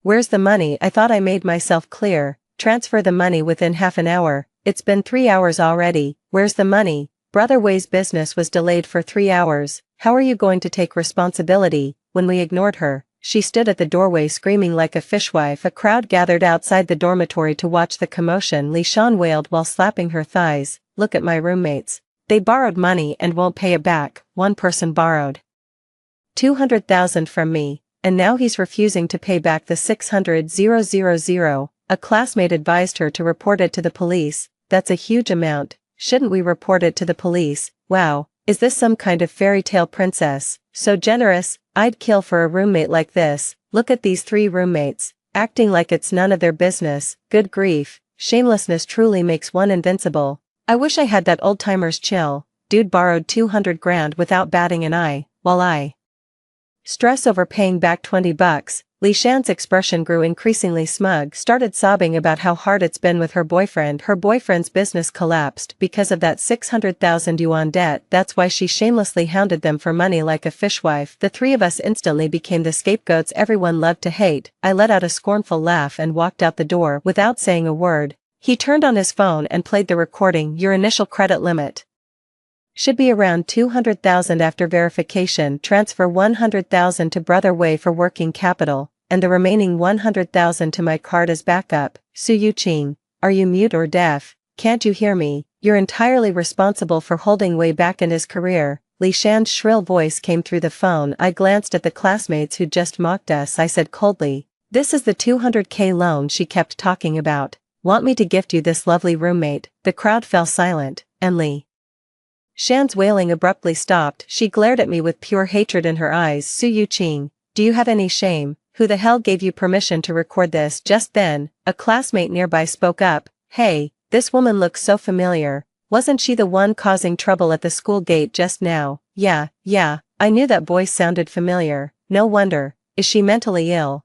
And she claims her boyfriend will become the all-powerful Mr. Young in our city. Oh my god, how could our school have someone like this, even making their roommate take out loans? I've never seen someone so shameless in my life. The world is full of bizarre things. My heart goes out to these 3 girls. I can't imagine how torturous it must have been for them to live with such a freak for 3 years. Lishan clutched her head and shrieked, her piercing voice nearly rupturing eardrums. Aya, are you all insane? That 200 grand was rightfully mine. The money they loaned out belongs to me, doesn't it? I'm the one who told them which app to borrow from. This money is mine. Lishan has completely lost it. You can't make heads or tails of what she's saying. Crazy. The security guard arrived shortly afterward and took her away. She was blacklisted from then on, requiring security escorts just to return to campus. The school was considering expelling her. Things quieted down for 2 months after the incident. There was no news about Lishan during those 2 months. We thought the matter was over. When we saw Lishan again, my roommate had a fever that day, so I took her to the hospital. I ran into Lishan while making the payment, disheveled and bruised-faced, carrying a bag with one hand while supporting her belly with the other, standing there blankly, lost in thought. Her slightly swollen belly suggested pregnancy. Glanced at the department she'd registered with, obstetrics and gynecology. I shook my head and walked away briskly. Back in the dorm, I opened Yang Wei's previous post. He's posted a lot of new updates on his profile. Looks like my guess was right. Lishan was indeed pregnant, and today was the day she would terminate the pregnancy. Yang Wei didn't want a child and sent several messages asking how he could get his girlfriend to have an abortion. Lishan wanted to keep the baby, seeing it as the embodiment of their love, but Yang Wei just wanted to gamble, viewing children as nothing but a financial burden. The two had a heated argument, and Yang Wei struck Lishan. Lishan kept insisting that she wanted to break up with her. How can I win my girlfriend back when she wants to break up? It was just an accidental hit, no big deal. Besides, kids are a burden anyway. It's not my fault if she didn't discipline them. There are many gamblers in the comments offering him advice. Is it that hard? Get on your knees, admit your mistake, and beg for forgiveness with tears. Man, I read all your posts. Your girl's easy to handle. Just buy her something, shed a few tears, and she'll forgive you for sure. Here's an idea. Marry her legally and she'll shoulder half your debt. Clearly, Yang Wei was smitten. Because I came across Lishan's WeChat moments this afternoon. At last, my love has come along. The image shows a large diamond ring. Don't worry, sweetheart. Mommy will have you again soon. Daddy and I are getting married. I smiled and closed my phone. Lishan, your good fortune is yet to come. Early next morning, Lishan and Yang Wei got their marriage certificate. Happiness radiated from their faces. The life of a wealthy socialite seemed within her grasp. 3 months later, Lishan returned to the dormitory that day. She stumbled through the pouring rain, completely drenched. The dorm supervisor blocked her from entering. She knelt and kowtowed. She pleaded there was nowhere else to go, threatening she'd die if not allowed back in the dorm. The dorm supervisor was practically her murderer. Unable to endure her emotional blackmail, the supervisor had no choice but to let her return. The 3 of us in the dorm were woken up by her. She was sitting in the dorm room wailing like a madwoman. Yu Qing, please save me. Woo woo. Brother Wei is really going to beat me to death. Call the police for me. Please call the police. She stared at the incoming call in horror as Yang Wei bombarded her phone with frantic calls in broken sentences. She recounted her married life over the past 2 months. Yang Wei's gambling addiction spiraled out of control, sinking him deeper into a bottomless pit of debt. Not only that, he even forced Lishan to take out loans for him. The moment Lishan utters a refusal, she gets beaten black and blue. She knelt on the ground, kowtowing with loud thuds. Yu Qing, please call the police for me. He can't come to school, but he'll surely kill me when I get home. I let out a yawn. Isn't the phone right in your hand? Can't you call the police yourself? Lishan's eyes darted nervously as she stammered. I'm scared. If I call the police, he'll just get angrier. Yu Qing, for the sake of our friendship, please help me call the police. You wouldn't just stand by and watch me get beaten to death, would you? I rolled over and put in my earplugs. This is your couple's personal matter. I can't get involved. When I refused, she begged our other roommates to call the police, but no one paid her any attention. Was she the only one afraid of getting hit? Weren't the others just as scared? In the end, the noise kept the whole dorm up all night. The dorm supervisor warned her that if she kept making noise, she'd have to be asked to leave. The next morning, Lishan had already vanished without a trace. 2 days later, she posted again on her social media feed a photo of 2 people holding hands. Couple squabbles never last overnight. just minor marital spats. We all breathed a sigh of relief. Thank goodness we didn't call the police that night, otherwise we'd have earned that couple's resentment again. Half a year passed just like that. We graduated, but Lee Shawn never came back to collect her diploma. I heard she got pregnant again 2 months ago. Lee Shawn refused to have an abortion at all costs, but Yang Wei forcibly beat it out of her. On the evening 2 weeks later, my rented house was being pounded on. To my surprise, it was Lee Shawn standing at the door. Her face was pale with fright, her hair disheveled and strewn about. You'd think she was a ghost if you didn't know better. Upon closer look, traces of blood still lingered at the corners of her lips. She grabbed my arm, begging me, Yu Qing, please save me. Yang Wei's really going to beat me to death. I stared at her, memories of that fateful night from my past life flooding my mind. A sudden chill ran down my spine, raising goosebumps all along my arm. Get out, don't drag me into your mess. The words were left hanging. The door shuttered with a violent bang. Lee Shawn, get your ass out here now. I'll count to 3, if you don't come out, I'm breaking this door down. No idea what's gotten into. Lee Shawn opened the door. Bro Wei, no please, I want to go back with you, but my bestie won't let me. She pushed me out the door and locked it with a click. You go explain to your best friend, it's not my fault, it's hers. Yang Wei staggered toward me, panting heavily. The stench of alcohol on his breath hit me like a wall, nearly choking me. He shoved me violently against the wall. You damn bitch. You never shut your fucking mouth when we were together. I'm already married, and you still have the nerve to butt in. You're messing with my woman. You looking to die. Cold sweat trickled down the back of his neck. The memory of my past life flashed before me, the searing pain of a dagger plunging into my chest. Her legs felt weak, and her arms trembled. What should I do? Am I really going to be killed by him again? No, absolutely not. I fished the keys out of my pocket. How could I? It's not my place to interfere with family matters. I pointed at the surveillance camera by the door. If you don't believe me, I can show you the footage. It was Lee Shawn who came to me, begging for help to call the police. I'll open the door for you right now. Sort out your marital issues yourselves. The dangerous aura around Yang Wei instantly dissipated. Open the damn door now. The moment I opened the door, Yang Wei dragged Lee Shawn out by her hair. You fucking bitch. How dare you lie to me? Su Yu Qing, help me. Please help. Call the police. Call them now. A series of sharp slaps echoed from outside the door. Lee Shawn was stunned by the blow. You filthy bitch. Call the cops and I'll fucking kill you. I yawned, then turned and went back inside. That's a couple's argument. Nothing to do with me. The next day, I quickly moved to a new room. After that, Lee Shawn never came to see me again. A year later, I heard from my roommate about her. Lee Shawn still refuses to divorce Yang Wei. She always softens whenever Yang Wei apologizes. She suffered 3 miscarriages from beatings, and got pregnant again 2 months ago.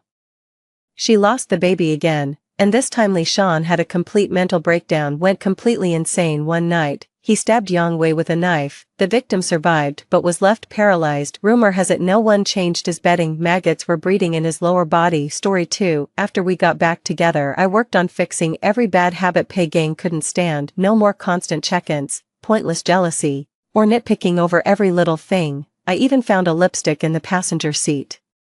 That wasn't mine. I thoughtfully put it away for him, but Pei Gang abruptly stopped the car, his face darkening. One with sharp brow bones and chiseled features, Pei Gang exuded the imposing aura of someone in power. Yet at this moment, he pinched the bridge of his nose, looking utterly exhausted. This lipstick belongs to Ren C. The dinner party ran too late last night. She drank on my behalf and couldn't drive, so I gave her a ride. He looked at me and offered an explanation, something he normally wouldn't stoop to doing. I've told you many times, the only reason I look out for her is because she's my family friend's daughter. There has never been, is not, and never will be any connection between her and me. Seeing my silence, a faint crack appeared in his usually composed expression, revealing a hint of helplessness that had never before crossed his face. What will it take for you to finally trust me? I said calmly. Nothing's wrong, I do trust you, and I'm not angry either.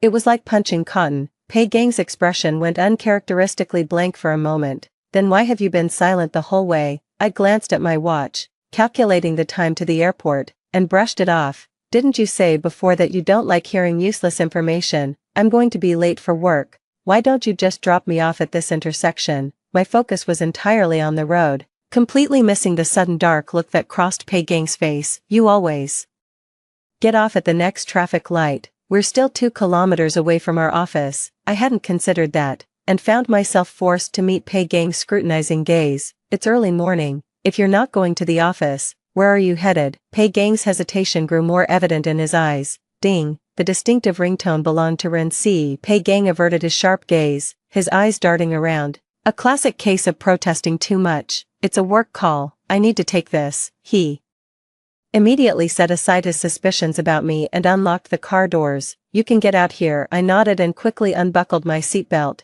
but he stopped me. Don't be so hasty, watch where you're going. The voice behind me softened, taking on a coaxing tone. I made a reservation at that restaurant you've been wanting to check out. I promised you before, I won't miss a single anniversary from now on. Happy 7th anniversary. Xiaozhou, see you tonight. My hand paused on the car door handle. Last anniversary, he abandoned me for Ren Si. It hurt so much back then, but now thinking about it, my heart remains completely calm. Just answer the phone, I murmured, my lips barely moving. Don't keep them waiting. After all, Ren Si wasn't one to be kept waiting, and neither was my flight about the anniversary. I won't be there this year, next year, or any year after that. Too. Finally made it onto the plane. After settling into my seat, I felt a bit lightheaded from skipping breakfast out of habit. I reached into my pocket and sure enough, found 3 pieces of chocolate. Ever since I fainted from low blood sugar a long time ago, every day, Pei Gang makes a habit of slipping a few chocolates into my pocket in advance. As the sweetness melted on my tongue, the dizziness quickly subsided, but then, a lingering, cloying bitterness welled up. 7 years together. How did Pei Gang and I end up like this? At first, I truly believed Ren Si was just a favor hire he had to bring into the company to save face with his family friend. That's why Pei Gang had to maintain professional boundaries with me at work while giving her special treatment. My department head repeatedly made things difficult for me with no consequences, but showing the slightest disrespect in tone to Ren Si got me fired. Everyone secretly gave Ren Si a nickname, calling her the boss's wife right in front of me. Pei Gang's secret girlfriend. I forced myself to understand his difficulties, but this special treatment extended into our home life. Time and again, Pei Gang would drop everything and rush to her side because of a phone call from her, leaving me behind. A fierce argument erupted late one night. I saw a photo in our small work group chat. Pei Gang, who'd told me he was working overtime, was at a midnight screening with Ren Si. It was the very movie I'd begged him to see with me multiple times, only to be flatly rejected. I tugged at his sleeve, whining, everyone's going to see true love. With their true love, let's go too. Pei Gang couldn't even be bothered to look up, dismissing me with, watching such a brainless romance is a waste of life. Yet in the photo, he looked dashing and radiant with smiles, not a trace of impatience to be seen. Messages in the group chat scrolled by in a blur, quickly becoming an indistinct haze before my eyes. When Pei Gang came home, I asked him in a flat, emotionless tone, was true love any good? A flicker of surprise seemed to cross his eyes. Or maybe I was seeing things. He remained completely impassive, his face expressionless. Are you following me? My heart felt like it was being smothered by a heavy, waterlogged towel, making it hard to breathe. Why would I need to follow you? Those sweet photos of you two have been flooding our company group chat for ages. My chest was heaving uncontrollably. Pei Gang, if you want to break up, just say it. There's no need to lie to me like this. Pei Gang didn't even change his expression, remaining as calm as a detached observer. If you don't even have the most basic trust in me, then I have nothing more to say. Lizho, I've been busy all day and don't have the energy to argue with you. No remorse, no explanation. Compared to my disheveled state, he remained completely composed. He even carefully placed the paper bag in his hand securely on the table. The words beloved on the paper bag pierced through my heart like a razor-sharp ice blade. All the emotions I had suppressed for so long, mixed with overwhelming grievance, came crashing down on me. Finally, it snapped the last thread of my rationality. In a fit of rage, I snatched the paper bag and slammed it onto the ground. It wasn't sealed. Its contents came tumbling out in a frantic rush. They landed with a series of dull thuds. I didn't even glance at it, just stared at Pei Gang with bloodshot eyes. We locked eyes in a tense standoff. After a long moment, he stormed out, slamming the door behind him. I stood frozen in place, rigid as a stone statue, until something rolled to my feet.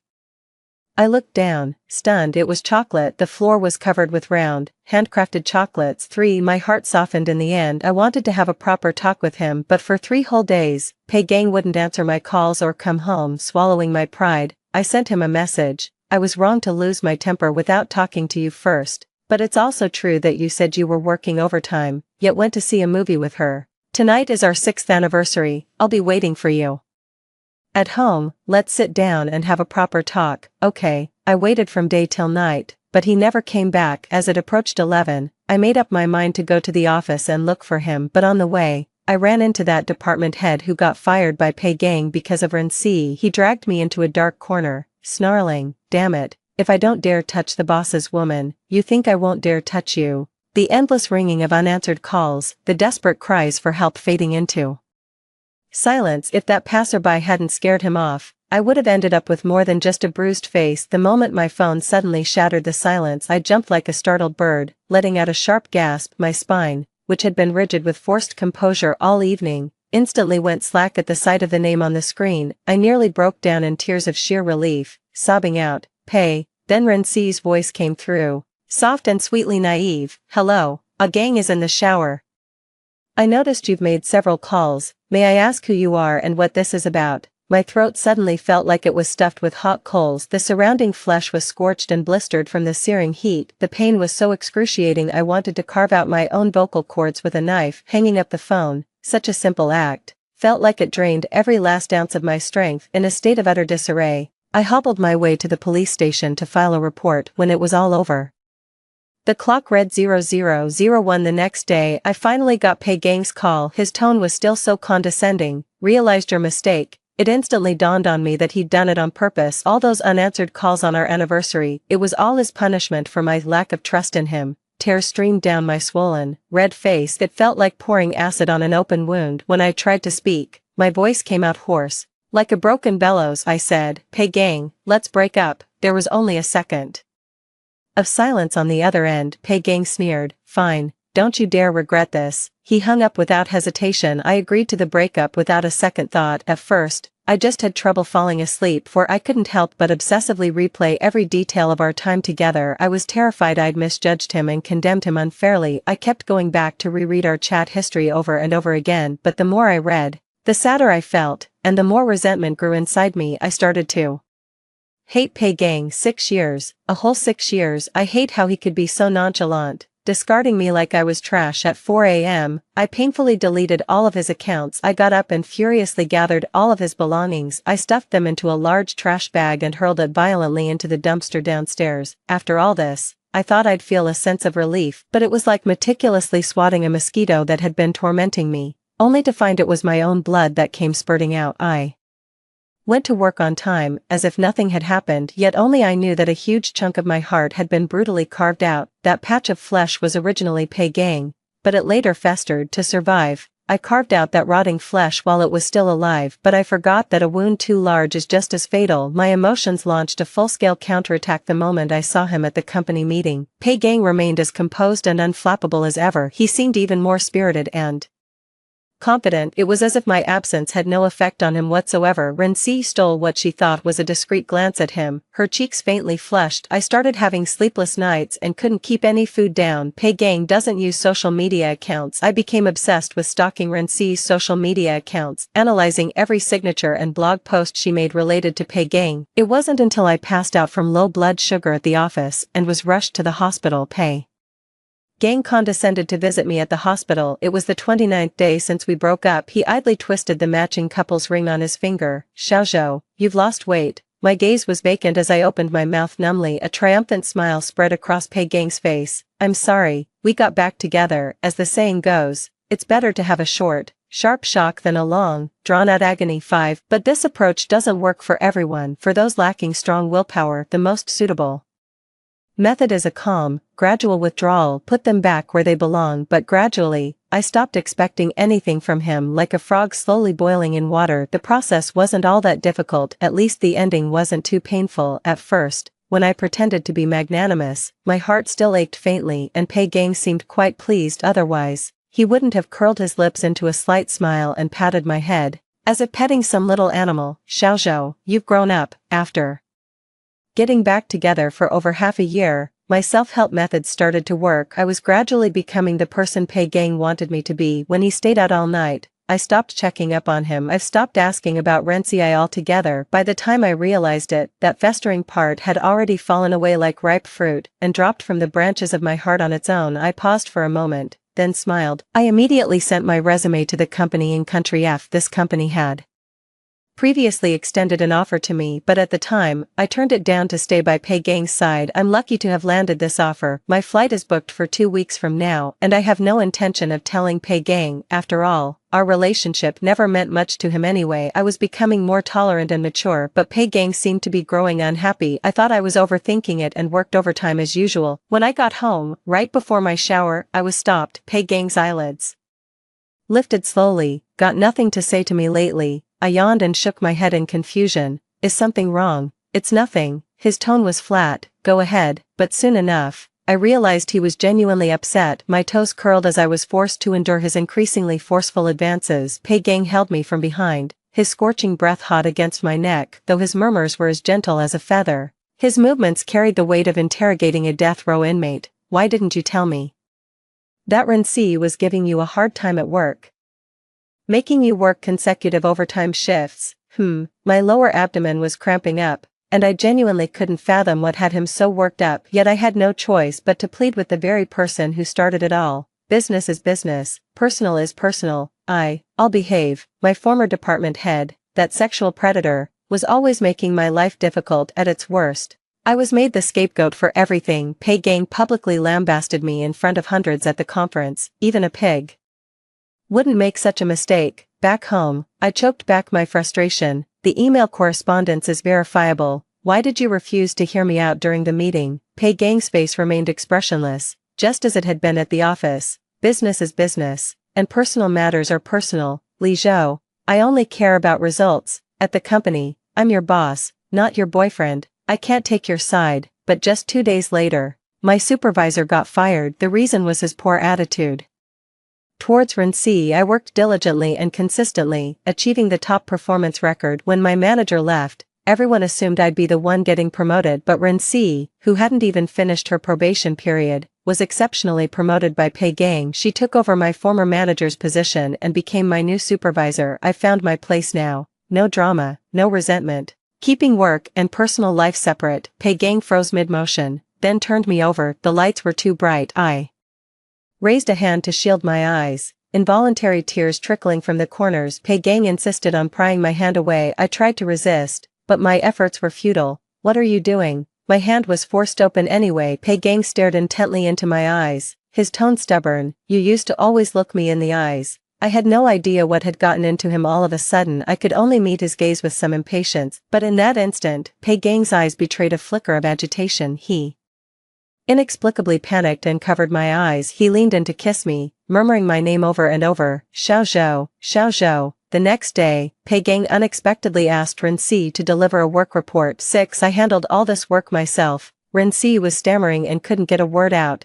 If you don't even understand your own job responsibilities, Pei Gang said expressionlessly, then you might as well vacate this position. Everyone in the meeting room fell silent, holding their breath in fear. Renzi covered her mouth and ran out of the room in tears. After the meeting, the break room on our floor was buzzing with activity. Oh my, the boss looked really upset today. Do you think the boss's wife is about to step down? Everyone was chattering away all at once. Someone called me out while I was making instant coffee. Li Zhou, why aren't you saying anything? Honestly, you're so tough. When Manager Pei was tearing into you like that, you didn't even cry. Honestly, I couldn't be bothered to get involved in their business, but with everyone gossiping about the boss like this, staying silent would be seen as potential betrayal and make me a target, so I deflected with a vague remark. I'm just a workhorse. How could I ever compare to the boss's wife? Couples fight at night but make up by morning. That love-hate dynamic is the ultimate workplace romance trope. Hey, why are you poking me? Cut it out. I steadied the ceramic cup in my hands and added, what a perfect match. I have to admit, I'm totally shipping them. Only then did I notice the eerie silence in the break room. I looked up and locked eyes with Pei Gang's icy, glacial stare. Under everyone's pitying gazes, Pei Gang summoned me to the rooftop with a scowl. The moment I stepped inside, he embraced me from behind. This was unusual for Pei Gang, who's normally so reserved about physical contact. I jumped in fright. To keep our relationship under wraps, I have to get off 2 traffic lights early every morning shift, but Now the office door is wide open, and with his 7 assistants, he could walk in any second. I frantically pushed him away with both hands and feet. Someone might come. Pei Gang started staring into my eyes again. It was as if he was determined to dig out some secret from the depths of my soul. After a long moment, he finally withdrew his hand that had been hovering in midair. Xiaozhou, I swear there's really nothing between me and Ren-Si. In the past, fine, you can keep sulking if you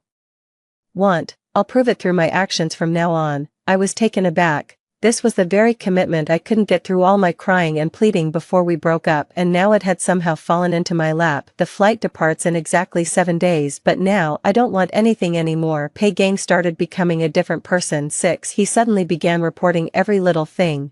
Even though I couldn't be bothered to listen, he became obsessed with making me look at his face during intimacy.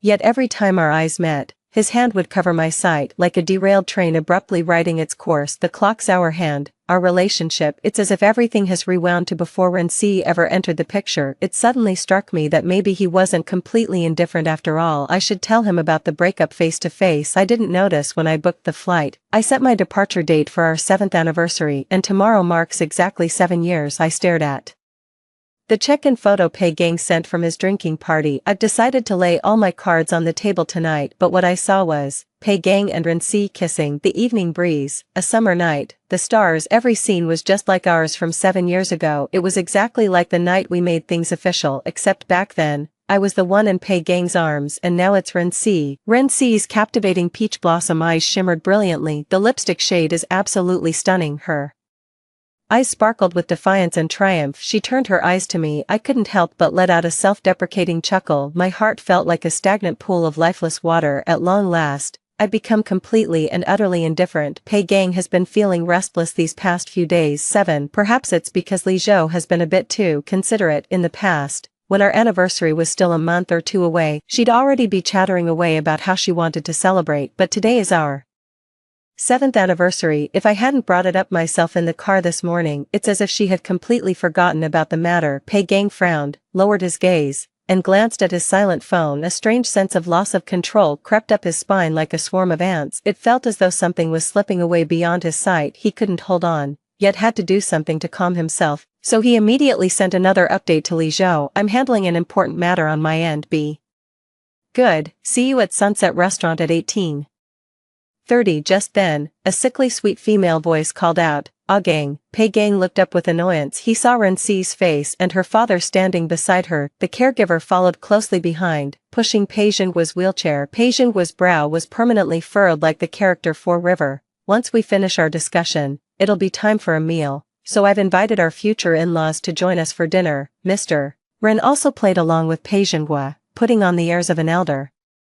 It's been put off for a whole year. Time to set a wedding date for you two youngsters. Your grandfather isn't in good health. What was so important that you had to call him here? Let's wrap this up quickly so everyone can go eat. Ren-Si also played along, nodding with a bashful expression. Fine. A cruel smirk tugged at Pei Gang's lips, but his eyes remained utterly devoid of warmth. I was planning to invite Uncle Ren out tomorrow. Old man Ren's face had just broken into a grin, but that smile froze solid when Pei Gang spoke again. Perfect timing. Let's discuss that plot of land in the development zone together. Development zone? What development zone? Old man Ren's eyes nearly popped out of his head. Pei Zhenguo's expression shifted abruptly. Only Ren-Si appeared somewhat embarrassed. Dad, it's about the land in North District. Ah Gang said it was quite urgent. Last night. Ren-Si's cheeks flushed faintly, as if recalling something. Anyway, I went ahead and stamped it with your official seal for him last night. With every word Ren-Si uttered, the two old men grew paler. With just a few words, Pei Zhenguo was so furious he passed out. The agitated Mr.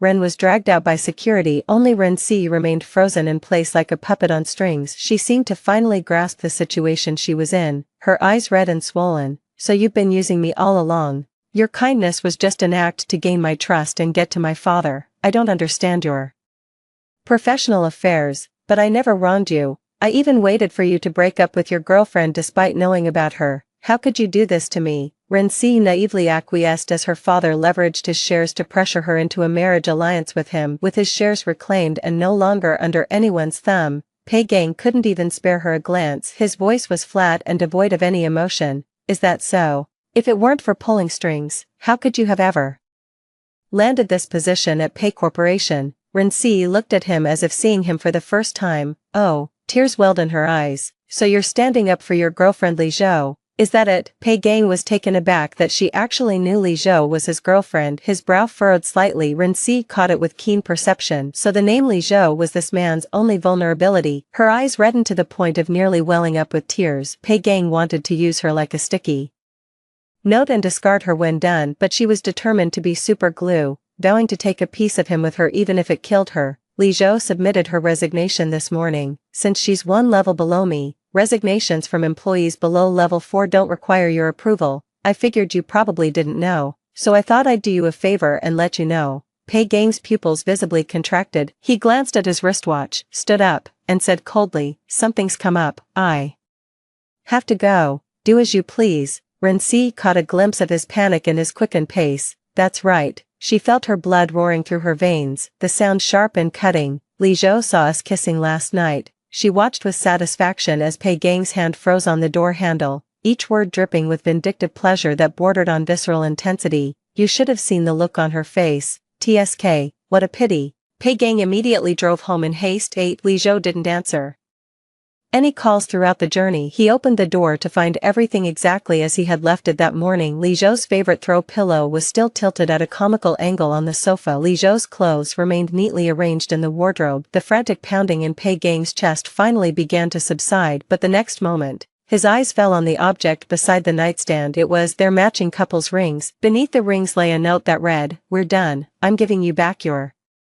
freedom." The robotic, no answer tone kept repeating through the headphones. Each repetition felt like another poisoned arrow, piercing straight through Pei Gang's heart with unerring accuracy. Just then, an unknown call came through. Pei Gang, who had remained calm even while signing his parents' death certificates and learning that part of his shares had been taken by their closest friend, his hand actually trembled slightly. His heart felt suspended midair over a cliff's edge. Hello, he grasped. At the last straw, Xiao Zhou, a polite, official-sounding voice came from the other end. Mr. Pei, good evening. We're calling from the Sunset Restaurant where you've reserved the entire venue. It's 6:31 p.m. now, and I noticed neither you nor your girlfriend have arrived. Should we reschedule your proposal for a later time? His heart plummeted into an abyss, shattering into a million pieces, but Pei Gang didn't even have time to process the heartbreak. Each day that followed, he spent every waking moment fending off the desperate last-ditch efforts from Ren's father and grandfather. He'd known exactly where Liz Ho was all along, yet couldn't go to her until the 29th day after their breakup. The Pei in the Pei family name had now become entirely Pei Gang's Pei. He finally boarded a flight to the country where she was. Pei Gang clutched the couple's ring that Li Zhou had thrown down, gripping it tightly in his hand. The ring dug painfully into his palm, and his heart felt just as constricted. It finally dawned on him that this indescribable ache in his chest was actually hurt feelings. He thought Li Zhou had really gone too far this time. Squabbling was one thing, but she actually left the country without him. She loved herself so fiercely. Forget it. It was only because she'd caught him kissing Rinci that she'd lashed out in anger. Pei Gang tried to ignore the thought surfacing in his mind. Li Zhou's unsettling calm these past few days. He told himself once more if only he would go and comfort her himself, she would surely return to his side in an instant. But on these foreign streets he spotted her from afar, his Li Zhou kissing another man. When Simon leaned in, my mind went completely blank. A wave of warmth spread from where his fingers had lightly brushed my cheek, coursing down my neck and flooding through my entire body. He stepped back abruptly, leaving me stunned. Why did you suddenly go for a cheek kiss? Sorry, you're just too adorable. Simon looked down at me, his sea-green eyes shimmering like sunlit ocean waves. I want to kiss your cheek, but I'm afraid it might be too forward. Aurora, I like you. Would you be my girlfriend? That really caught me off guard. When my colleagues were winking and teasing that the boss had a thing for me, I didn't take it seriously. Simon is the general manager of our branch. He's of mixed Russian and Chinese heritage, and has achieved remarkable success at a young age. His face possesses an androgynous beauty, like a merman from the deep sea. My personal connection with him began when I stayed late at the office, feverishly practicing my spoken English. One time, I was so exhausted that I fell asleep, only to wake up and find a cozy, lightweight blanket draped over me. When Simon wasn't speaking, his expression turned quite stern. Working overtime is not advisable. Being criticized by a supervisor is always awkward. Just as I was about to explain, I caught a glimmer of mischievous delight in his eyes. The kind a child gets after pulling off a successful prank, Simon said in somewhat halting Chinese, but your diligence deserves recognition. Aurora, you teach me Chinese, and I'll teach you French. How about that? I'm truly flattered and have no reason to decline. With his help, my spoken English improved by leaps and bounds. Just 2 weeks into the new company, I successfully landed a massive deal. It also jeopardized a promotion opportunity for a peer. He tried to use my nationality as an excuse to gang up and isolate me. At the company-wide meeting, Simon openly praised me while calling him out by name. It was clearly meant to make an example of him and stand up for me. My colleagues said they'd never seen Simon go to such lengths for anyone before, yet the thought came to me at the most inopportune moment. So this is what it feels like to be Ren C. Truth be told, I rarely think of Pei Gang since coming to Country F. After all, I've long known my departure would mean nothing to him. No expectations, no disappointments. Besides, Pei Gang always remains unshakable through any storm. He would never act like those cringy, overbearing CEOs from the cheesy romance films he detests. He inexplicably showed up in the country where I was. Li Zhou. I watched the man who shouldn't be here, his face dark, striding toward me at this very moment. Before I could even widen my eyes in surprise, Pei Gang pulled me into an unrestrained embrace. His breathing actually seemed a bit unsteady. I must have been seeing things just now, I thought. Simon's voice, tinged with surprise, came from the side. Mr. Pei, I had no idea you knew Aurora. I was stunned too. How did Simon know Pei Gang? I was just about to push Pei Gang away. It was as if he suddenly remembered there was a third person present. He released me and instead stood side by side with me. Pei Gang's tone remained calm, but his right arm locked around my shoulder like an iron bar, leaving me unable to move. I should have mentioned earlier, Li Zhou is my girlfriend. That was an overwhelming amount of information to process in just a few minutes. My brain completely froze up like an overloaded computer. I couldn't make heads or tails of what Pei Gang was trying to do. The words escaped her lips before she could think. Let go of me, we're through. Simon narrowed his eyes at her words, his gaze turning as cold as ice when it landed on Pei Gang. Please let go. Even though you're our client, I must ensure the safety of our employees. Otherwise, the two stood nearly eye to eye. Even there, strikingly handsome looks were equally matched. The quintessence of Eastern bone structure clashed with the superiority of Western features. The atmosphere instantly became tense. Pei Gang's entire demeanor darkened, inexplicably seething with hostility towards Simon. Your CEO suddenly went in for cheek kisses with employees. He cut Simon off with a derisive snort. I don't consider that particularly polite behavior. Now everything finally clicked into place. 10. Pei Gang is the real client behind the massive deal I secured. A wave of profound exhaustion washed over me from deep within. The immense sense of accomplishment I felt from closing that deal now feels like a sharp slap across my face. Honestly, adapting quickly to work and life in a foreign country is no easy feat. It's through overcoming challenges time and again that people learn to love themselves. Actually, even excluding this deal, my total performance from other deals this month still ranks first in the department. I just genuinely don't understand. Why does Pei Gang always have to pop up at times like this to tell me? Admit it, Li Zhou, you can't function properly without me. I stopped struggling and said calmly, Pei Gang, let me go.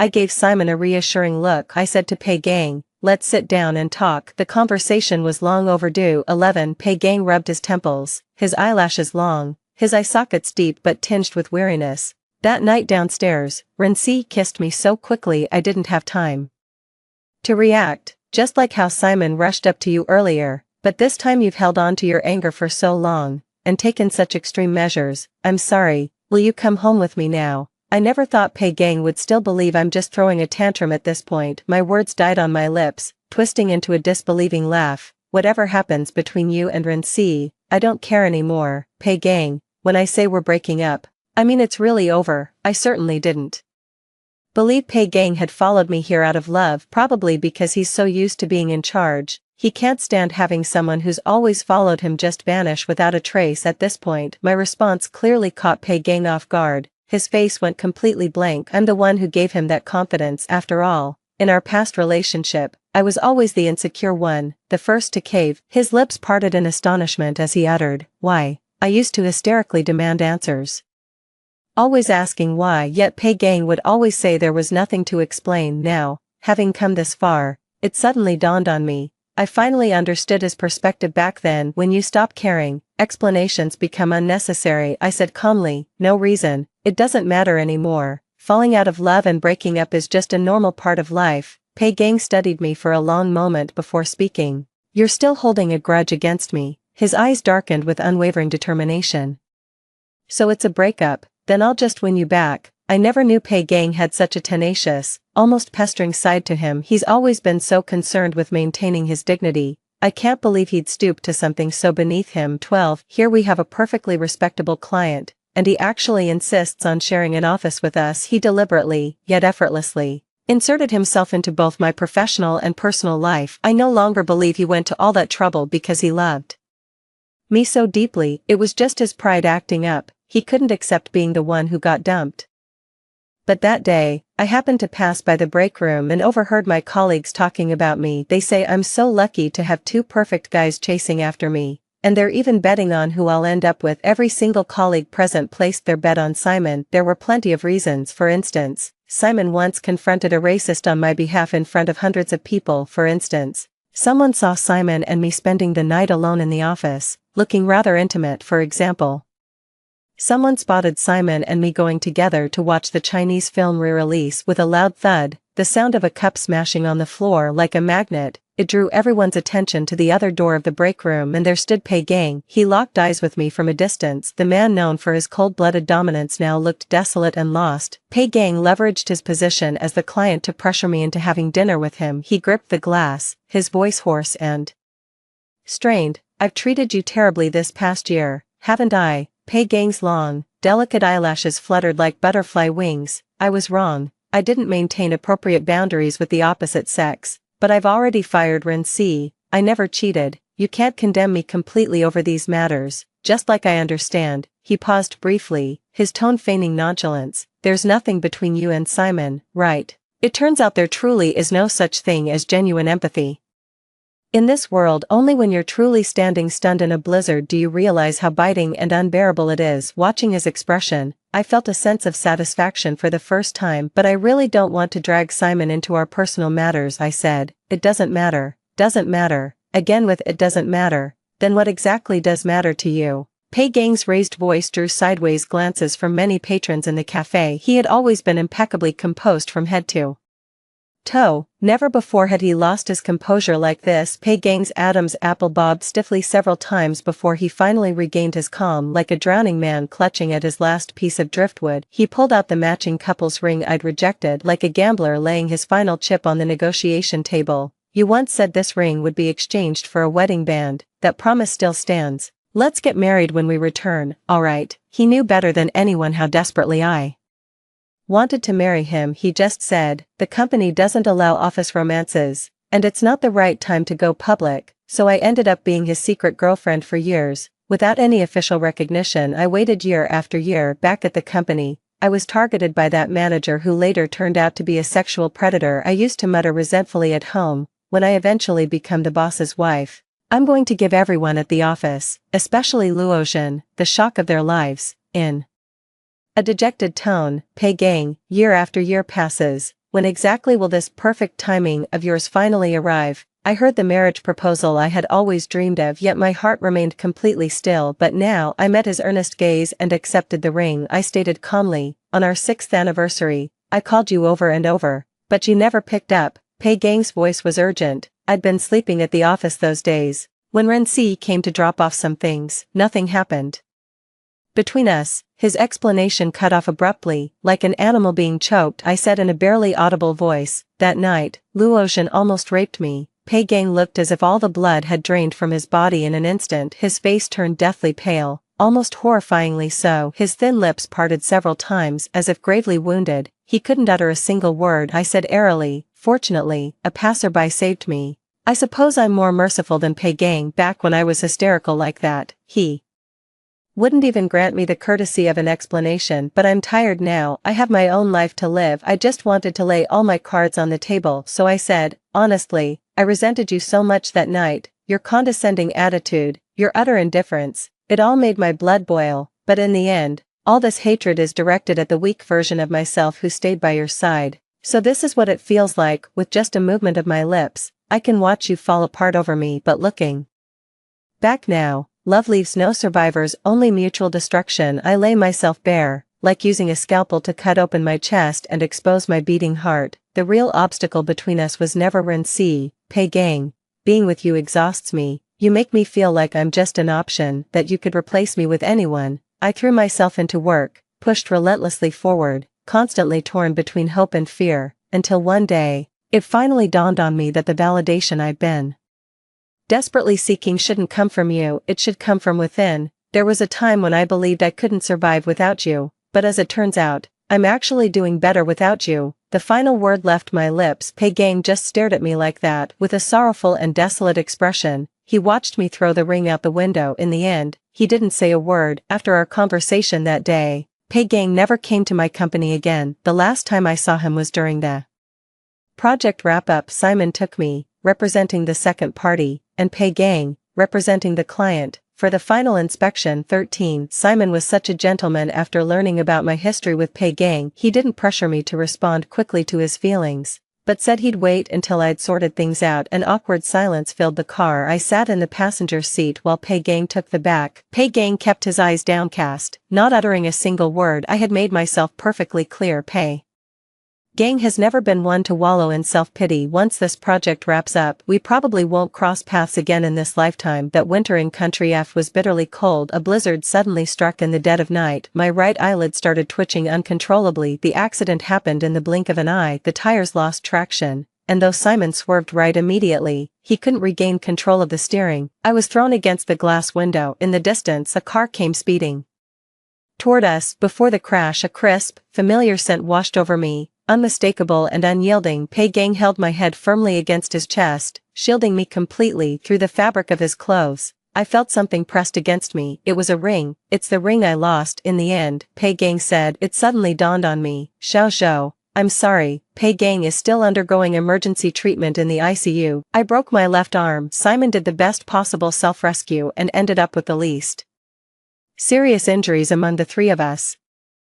14. When I opened my eyes again, he came to see me, looking ashamed. I didn't blame him. After all, self-preservation is the most fundamental human instinct in such circumstances. Only a madman would instinctively risk their own life to save someone else. I sat numbly outside the intensive care unit. The first to arrive were 5 lawyers who had traveled a great distance. They had me sign a stack of documents. I couldn't understand the text. The only 2 lines I could read stated, should Pei Gang die or become incapacitated, all assets shall unconditionally and irrevocably belong to Li Zhou. Not even I shall have any grounds for their reclamation. I buried my face in my hands and finally broke down into heart-wrenching sobs. With our lives hanging in the balance, he declared his love through ultimate sacrifice, then whispered his final apology. I simply don't understand. How can someone claim to love a person while simultaneously hurting them with such condescension? One of the lawyers was noticeably older. I've watched Pei Gang grow up since he was a child. He told me the whole story and let out a deep sigh.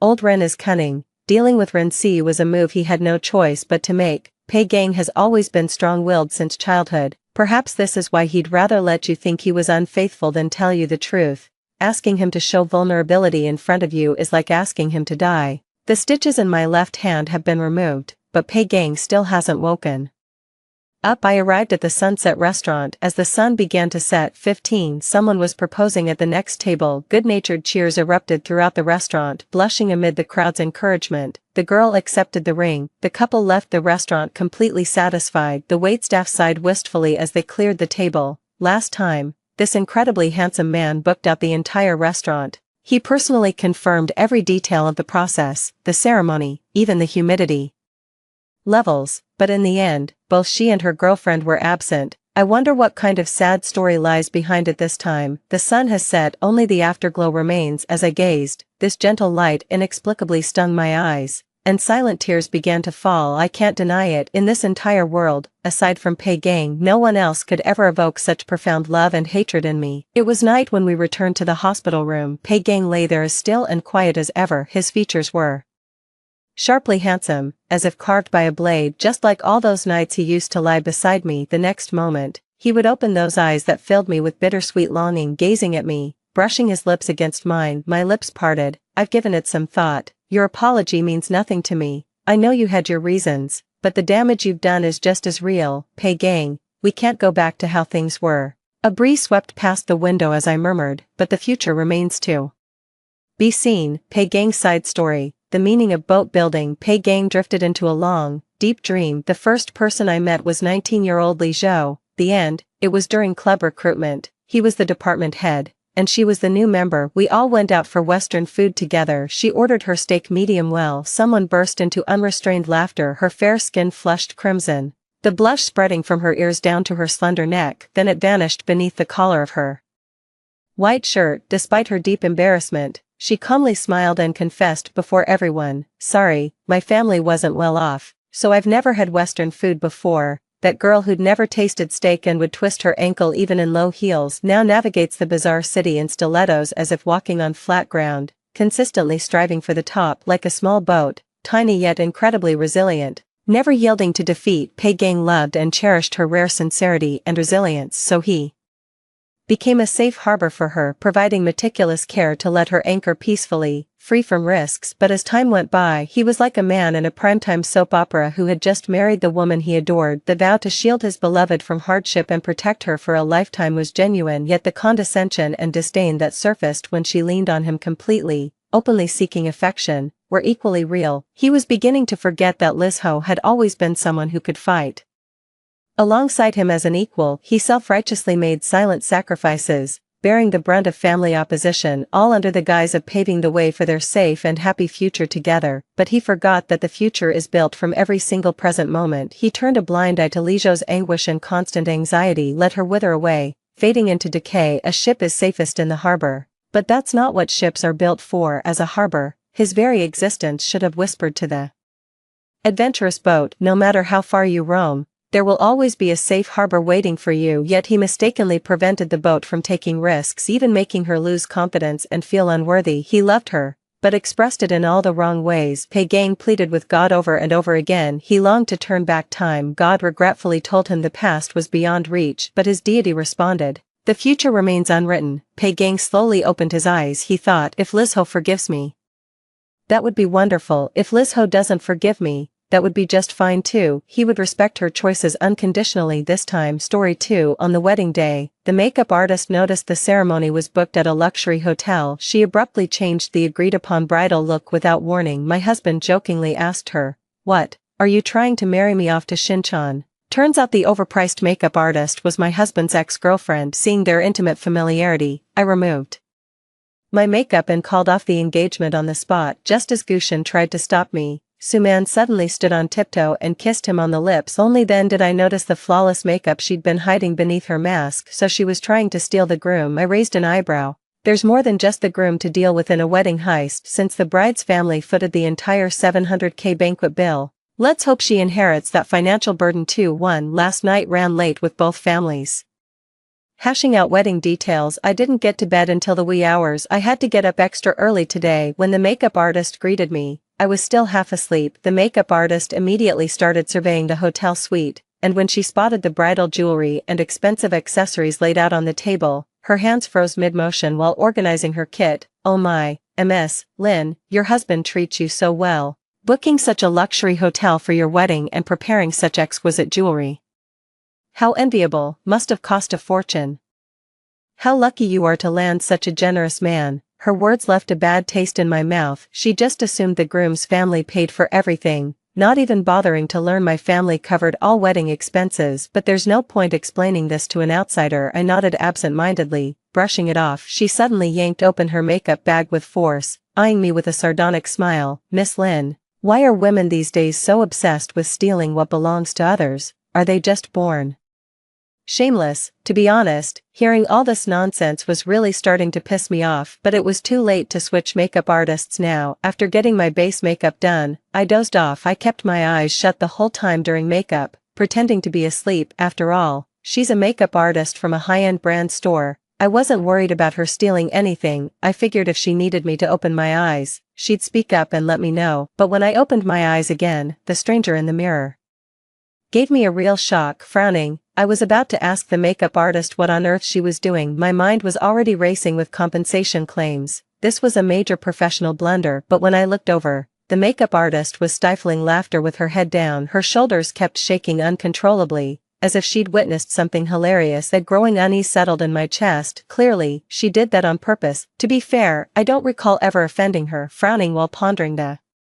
possibilities. When our eyes met, the girl couldn't hold back anymore and burst out laughing. Ha ha ha, ran behind Gushin, who had just entered while laughing uncontrollably. Tiny hands clutched at the back of his suit jacket. Sorry, Ashen, I didn't mean to laugh. I never imagined Miss Lin's face would be so perfect for makeup. With that, she covered her face again, stifling laughter. Seeing my ridiculous state, she hid behind Gushin with unmistakable mischief. Hearing her call Gushin by name, my sense of foreboding grew stronger. My instincts are rarely wrong. This girl clearly knows Gushin and quite familiar with each other. I refused to entertain darker thoughts. Frowning, I turned to Gushin. What's the meaning of this? You knew each other before, didn't you? What's this charade about? Is this a wedding or some theatrical performance? Gushin froze momentarily when he saw my face. He sighed and glanced at the girl behind him, but refrained from scolding her. My irritation suddenly dissipated like a flame doused with cold water. Leaning back in his chair, Gushin regarded the girl with familiar ease in his tone.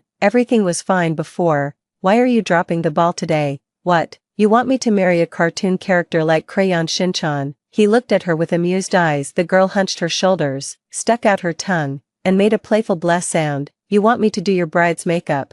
I'm not that generous, she said with a smirk, watching my reaction, waiting to see me make a fool of myself. I pulled out my phone and found the contact for a backup makeup artist. Make her apologize to me. I'll call someone to redo my makeup. I'm not coming down until it's done. We'll discuss compensation later. I can't be bothered figuring out how they met. Today's my wedding day, and most guests my parents invited are their business associates. I don't want any last-minute hiccups. Gushin and I met through a matchmaking arrangement. I come from a middle-class family. Gushin's family circumstances were tough. He was raised single-handedly by his mother in a single-parent household. Gushin is actually quite capable with promising career prospects, but without property or a car here, even with a decent annual income, he's not exactly a hot commodity in the dating market of our first-tier city. The reason I chose Gushin was precisely because I valued his competence and looks, which led me to agree to date and marry him. Yet unexpectedly, my words made Gushin frown. He pressed down on my hand as I reached for the phone.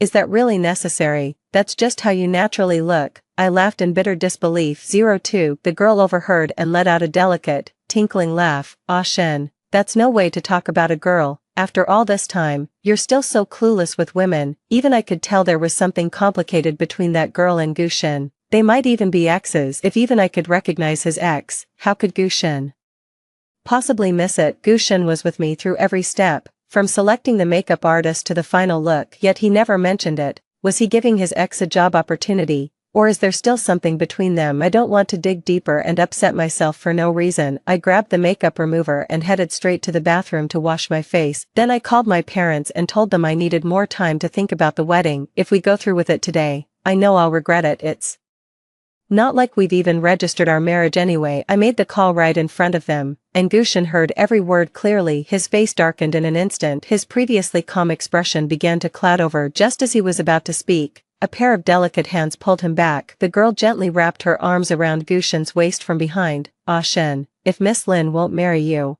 I will. Why don't you propose to me? Didn't you promise before that you'd marry no one but me? With that, she rose on tiptoes and pressed her lips against Gushin's right before my eyes, but I didn't miss the covetous glint in her eyes as they lingered on the hardware and expensive jewelry displayed on the table. At those words, Gushin froze, tilting his head slightly with conflicted eyes. When he spoke again, his voice carried traces of unacknowledged guilt and barely concealed eagerness. He looked at me. Let Man attend the wedding on your behalf today and clean up your mess. You'll still be my wife. Don't worry, go talk to your parents first. Let's avoid any embarrassing scenes. Of course, you could make a scene if you want. Gushin was certain I'd swallow my pride for my parents' reputation. He also knew my parents had invited many prominent business associates to today's wedding. With that, he grabbed Su-man's hand and turned to leave. Her name finally came back to me. Su-man. Su-man's eyes gleamed with triumphant smugness as she looked at me. She locked eyes with me, curling her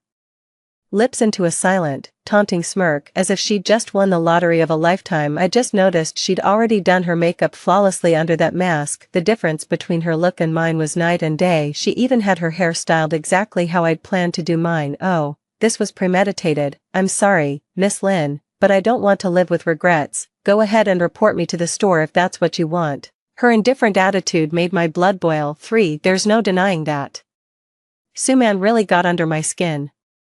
But I knew getting angry wouldn't solve anything right now. When I told my parents what had just happened, they looked completely stunned. After hastily explaining to the guests, I rushed to catch up. Seeing I was truly determined not to marry Gu Shen, my parents sighed with a hint of self-reproach. Sweetheart, we never imagined that Gu Boy would be so unreliable. We actually thought he showed promise and was worth mentoring. But clearly that's unnecessary now. Enough. My daughter Lin Tianhai certainly doesn't need to chase after some Gu Shen. I heaved a sigh of relief. I was really worried Mom and Dad wouldn't approve earlier. After all, the invited guests are all distinguished figures. I'm also worried that throwing a tantrum and calling off the wedding now would burden my parents. Originally, my parents planned to introduce Gu Shen to some connections during the wedding. Seems that won't be necessary now. This hotel specializes in mid to high-end banquet services, requiring an upfront deposit with the final payment due after the wedding. During negotiations between both families, the Gu family agreed to cover the deposit. The bride's family will settle the final payment of 700,000 yuan as part of the dowry. The deposit is 30,000 yuan, with a 700,000 yuan final payment. To save face,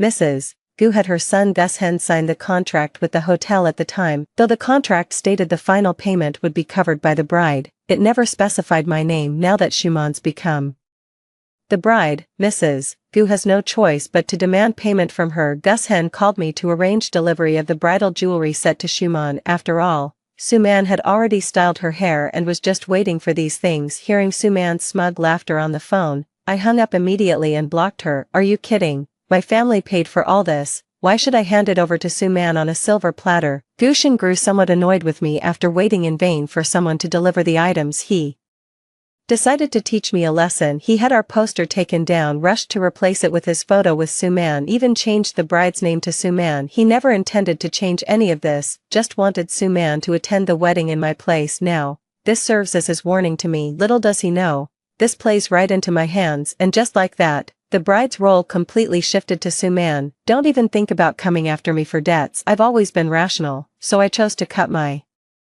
losses. Even if I did develop some feelings for Gu Shen, but sunk costs shouldn't factor into major decisions. For Suman was over the moon when she saw her photos with Gu Shen displayed on the big screen. She spammed countless WeChat moments and short videos flaunting her high-end wedding extravaganza. Suman wore the custom-made wedding dress my parents had specially commissioned for me at great expense. Even if it doesn't fit perfectly, she just had to come show off to me. Every word was dripping with veiled sarcasm. Miss Lin, this dress seems to fit me better than it does you. Honestly, Ah Shen, ordering a wedding dress without getting your measurements first, I'll have to give him a piece of my mind later. Completely clueless about how to care for others. What a typical clueless straight guy. The corners of her lips curled up. Seeing I remained unmoved, she didn't get upset either. By the way, Ah Shen just called in a senior professional makeup artist last minute, the kind that charges 10 grand an hour. He said it's absurd for a bride to do her own makeup. Oh, him, still as stubborn as ever, never takes advice,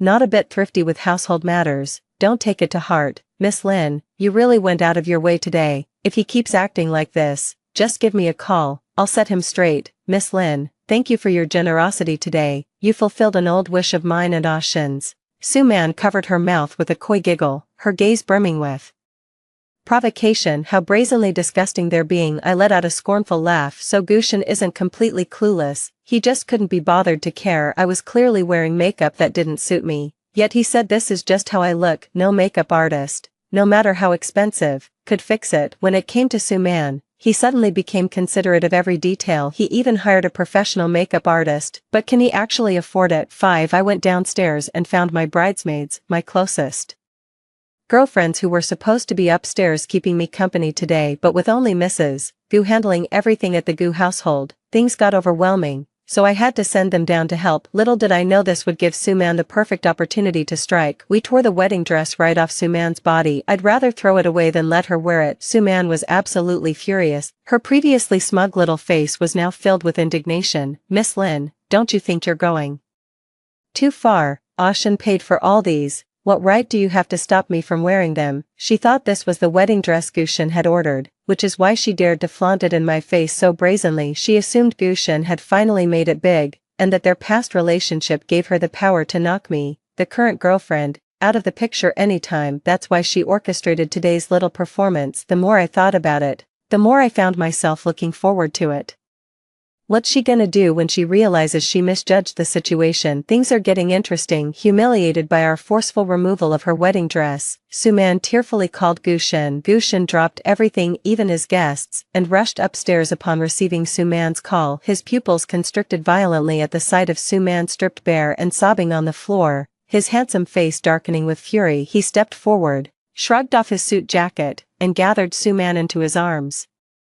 Then he scooped her up bridal style, kicked the door open with brute force, and carried her to another dressing room. As he left, the glare he shot me simmered with storm-warning anger. Lin Wanji, you've got some nerve. I've been down here securing business partners for your father, and this is how you treat me. Fine, entertain them yourselves then. His eyes burned with warning. Expect me to cave and sweet-talk him into networking with my father's connections? Who does he think he is? Some prized catch. Surely he doesn't believe they're here because of his promising future son-in-law potential. To keep Shumon happily playing bride, Gushin splurged his last 100k savings on a wedding dress for her. Just like that, a dedicated courier can deliver it in just 20 minutes. Renting this wedding dress costs 100,000 a day, 100 grand just to appease Suman's anger. Though not as stunning as mine, it's still better than most alternatives. This only reinforced Suman's belief that Gushin had come into money, but Gushin forgot, the makeup artist he'd just booked for Linman charged 20 grand.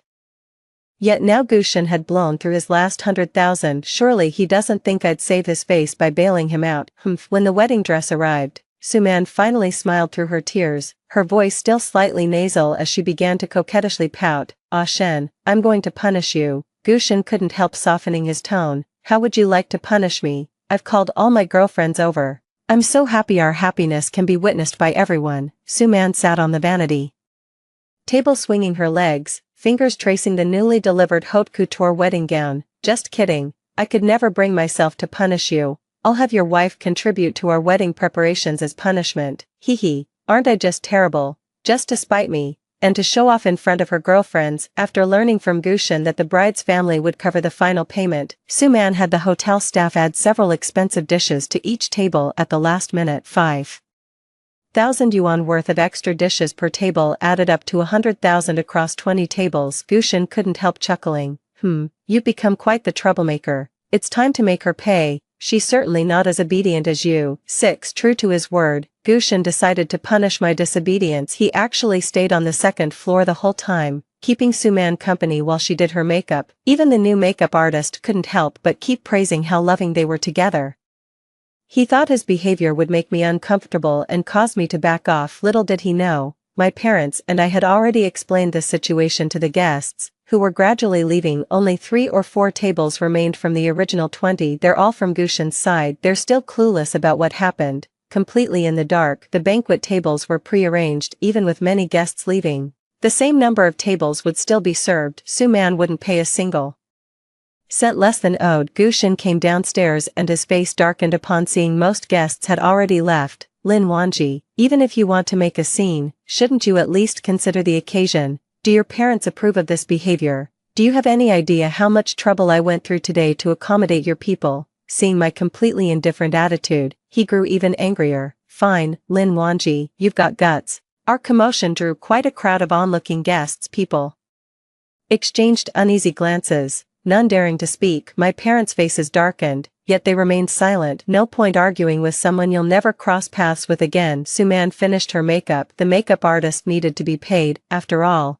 they'd hired this professional makeup artist last minute. She certainly wasn't going to wait until after the wedding for payment. Gushin sent the makeup artist to collect payment from me. There was no way I was paying. The makeup artist caught on and started demanding Suman and Gushin settle the bill. Left with no choice, Gushin came to me, his tone noticeably softer. Wanji, stop fussing. I get you're upset today, but could you pay first? You've blown off enough steam now. Be a good girl. Okay. Now he's starting to panic. Why put on such airs when you've got nothing to back it up? Their panic just makes me happier. In the end, it was Mrs. Gu who footed the bill. Hearing they had to pay 20 grand made Mrs. Gu's heart bleed. So when she learned the bride had been swapped last minute, she didn't object at all. In fact, she thought Gushin made the right call. that's how it should be. What kind of wife doesn't rely on her man? Back in my day, women like her would have been beaten to death. She needs to be taught a lesson. Might knock some sense into that arrogant little miss. To spite me, Mrs. Gu deliberately prepared a 5,000 yuan red envelope for Su Man. She made a show of stuffing the thick red envelope into Su Man's hands right in front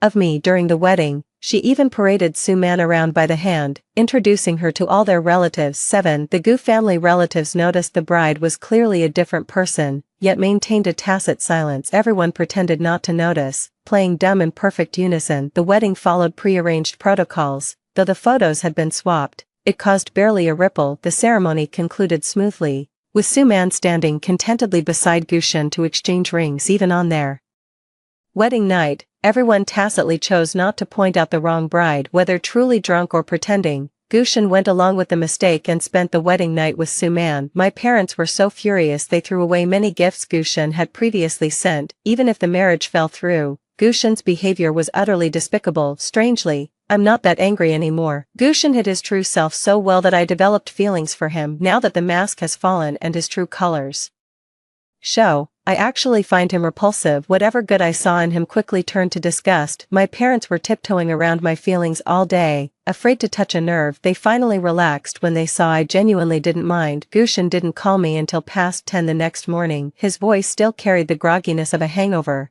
Did you stay home last night? I couldn't help but laugh. Where else would I go? To watch those shameless lovebirds consummate their marriage. Hearing my scoff, Gu Shen finally caught on. His tone turned defensive and irritated. Lin Wanji, are you still throwing a tantrum? We've got to explain things to the relatives today. Get yourself together and meet me at the new place. The hotel just called about settling the final payment. Normally this would be your family's responsibility, but since we're married now, I'll go with you. Gu Shen clearly hadn't grasped the situation yet. I couldn't help it. Called him a dumbass and hung up. Can't afford it, not my problem. I finished breakfast in high spirits and drove to Su Man's store. Time to claim compensation. 8. The store manager was delighted to see me, thinking I'd come to settle the final payment. Congratulations on your wedding, Ms. Lin, wishing you a speedy arrival of your little bundle of joy. The manager's congratulations rang hollow to my ears. I spotted Su Man, a rare sight these days, since she actually remembered to show up for work today. Went in as a makeup artist, ended up being a bride.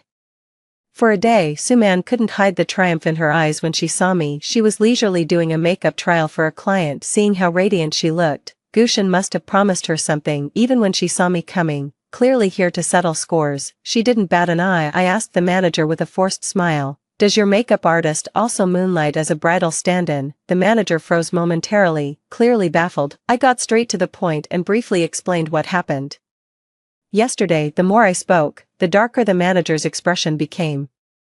Eventually, she could barely maintain her smile. Xiao Man, is this true? You're our most experienced staff. How could you make such a mistake? According to their store policy, they owe me at least 10 times the makeup service fee for this kind of incident. Su Man forced an awkward smile with visible reluctance. Miss Lin, is this really how you treat people? If you don't want to pay, just say so. No need to throw mud at me. The store manager breathed a sigh of relief when she didn't admit to anything. Miss Lin, there must be some misunderstanding here. I was about to say what misunderstanding could there possibly be when a strong hand yanked my arm. Enough. Stop trying to take advantage like this. I've warned you before. That young makeup artist is just trying to make a living. No need to make things difficult for her over pocket change and risk her losing her job. My apologies, manager. My wife had a momentary lapse in judgment. Who else could be standing behind me if not Gu Shen? The store manager immediately shot me a contemptuous look after hearing Gu Shen's words. Miss Lin, are you bullying our young staff because you think they have no one to stand up for them? No text to translate. Look at you, all prim and proper, yet stooping to such petty tricks. Even your husband admitted it. What's left for you to say? If you're broke, just say so. No need to put on that rich act earlier. Pay up the remaining balance now. Not a single cent less. Seeing the smug look in Su Man's eyes, I finally understood why she was so confident. Did you conspire with Gu Shen on this? 09. But what nobody expected was that I'd call the police right away. When the officers arrived, everyone's faces turned grim. The manager was worried about the shop's reputation, while Gu Shen and Su Man were visibly panicking. I had photos, videos, yesterday's wedding footage. and even captured posters of Gu Shen and Su Man. The two of them were instantly tongue-tied, unable to defend themselves. An old cop looked at our complicated situation and hesitated to speak. Eventually he couldn't hold back and stepped out to text his wife. "Honey, today was an eye-opener. In all my decades on the force, I've seen some wild stuff, but this takes the cake. Wait till I tell you tonight." Gu Shen finally realized I wasn't just being difficult or joking with him. I genuinely intended to call off our wedding. His previously indifferent demeanor gradually shifted. In the end, the store compensated me tenfold. After compensating the store, Su Man was also fired. With such a blunder, Su Man's career in this field is practically over. Locally, seeing how cheerful I was, Su Man's face twisted with rage. Su Man tried to flaunt her relationship with Gu Shen to vent her anger, only to be pushed away by him. He looked uncharacteristically uneasy. "Honey, let's get our marriage certificate this afternoon. After thinking it over, I've decided we should have a proper wedding ceremony. Once things settle down, I'll talk to your parents and take you abroad for our honeymoon." He gazed at me nervously. It finally dawned on him that I genuinely wouldn't be paying the hotel's final installment. I smirked mischievously, pointing at Su Man peering behind him. I gave him a friendly heads up. "Your wife's waiting behind you. Don't get the wrong person." "Alright. Had fun consummating the marriage last night. Wishing you a speedy baby making." 10. Su Man got sued. Gu Shen was dragged into it too. The hotel sent a legal team to take them to court after repeatedly failing to receive payment. When the hotel came demanding payment, Su Man was still completely clueless. The moment she saw the contract, she immediately wanted to cut all ties. She wanted to say Gu Shen married me, not her. But staring at the photos and videos taken by the hotel staff, her throat tightened and she couldn't utter a single word. In a panic, she rushed off to find Gu Shen. Gus Hen was also in hot water previously, because he was preparing to marry me. My family had introduced many clients to him. My parents genuinely intended to groom this son-in-law like their own son, allocating considerable resources to him. Now almost everyone knows the marriage between Gus Hen and our family has fallen through. They all backed out, either ignoring his calls or giving evasive answers. They never actually agreed to purchase from Gu Shen's company. As his boss's attitude toward him grew increasingly cold, Gu Shen finally began to feel the fear. Using the numerous contacts he'd collected at previous banquets, he started making calls one by one to prospect for clients, but nobody would do him that favor. He was only riding on our family's connections to begin with. After that ugly falling out with us, it'd be strange if anyone still gave him face. The hotel was putting pressure on them too, and Gu Shen completely fell apart under the strain. When Su Man showed up at his door, Gu Shen was still anxiously running fingers through his hair while on a call. Su Man was startled by his appearance. Reluctantly, Gu Shen had to sell the marital home he'd painstakingly saved for. In his rush for cash, he lost over 300,000 yuan. The moment the money cleared, he immediately transferred it to the Hotel 11. When Gu's mother learned her son had sold their marital home, she found herself without a place to stay in the city. Fearing ridicule from relatives if she returned, she stubbornly insisted on squeezing into Gu Shen's rented apartment. Yet even between mother and son, financial strain inevitably bred tension. After yet another scolding from Gu Shen, his mother arrived at my house seething with resentment. She launched into a furious tirade right off the bat. Some neighbors had seen Mrs. Gu around but didn't know what happened between our families, so they kindly knocked on the door for her. When my mom saw Mrs. Gu at our doorstep, she couldn't hold back the anger she'd bottled up for a month, and they started screaming at each other. I've got to say, my mom truly lived up to her reputation as a formidable woman. The breadth of her knowledge left me utterly amazed. At least my mom had the decency to feel embarrassed about trading insults. Once she really got going, she chewed out Mrs. Gu for 3 solid hours without repeating herself. Mrs. Gu slunk away after making a complete fool of herself. I only found out about this when I came home from work and saw my mom looking thoroughly pleased with herself. What shocked me more was that my words actually came true. Su Man is pregnant. She had added me on WeChat before, but I blocked her. After getting pregnant, she created a new account to add me again, flaunting her pregnancy both overtly and covertly. After losing her job, Su Man clung to Gu Shen even more desperately. Initially, Gu's mother disapproved and objected, but with the wedding banquet already held and Su Man pregnant, she had no choice but to grudgingly accept her for the sake of holding her grandchild. Gu Shen might have genuinely loved Su Man. After learning of Su Man's pregnancy, he formally proposed to her. They naturally proceeded to get married. 12. But after marriage, they finally saw each other's true colors. Gushin finally understood why Suman went back to her ex, realizing Suman only cared about money, not people. He couldn't help but feel disgusted. He'd changed jobs, though whether it was truly for work or just an excuse, he was rarely home these days, let alone showing any concern for Suman. Suman finally realized she'd misjudged him. Gushin's previous facade of success had been completely fake. The luxurious life she'd envisioned as a wealthy wife was slipping further away, with Gushin frequently staying out for days and growing increasingly suspicious. Their conflicts multiplied, their quarrel turned downright ugly. Gu's mother only took her son's side, insinuating that Suman was cheap and throwing herself at him. Suman was so furious it made her physically ill, but she knew if she lost the baby too, her standing would only deteriorate further. I've just been bottling it all up. All the information about them came from a younger cousin of the Gu family. She used to be the closest Gu family relative to me. She was supposed to attend our wedding day, but couldn't get time off due to final exams. She was heartbroken when she realized I wouldn't become her cousin-in-law. She'd occasionally update me about Gushin. I rarely responded, but she didn't mind. 13. I ran into Gushin again. It was at a restaurant. Gushin was on another blind date. The woman made no effort to hide her disdain. She looked down on him for being divorced with a kid, having no car or house, and an ailing elderly mother. He'd been enduring it all quietly, until he spotted me. Whether it was newfound confidence or something else, Gushin shed his usual timidity and spoke with undisguised contempt. And what about you? Think you're any better? With a leech of a brother and an ex you just broke up with 3 days ago. The other person hadn't expected Gushin to be so brutally honest.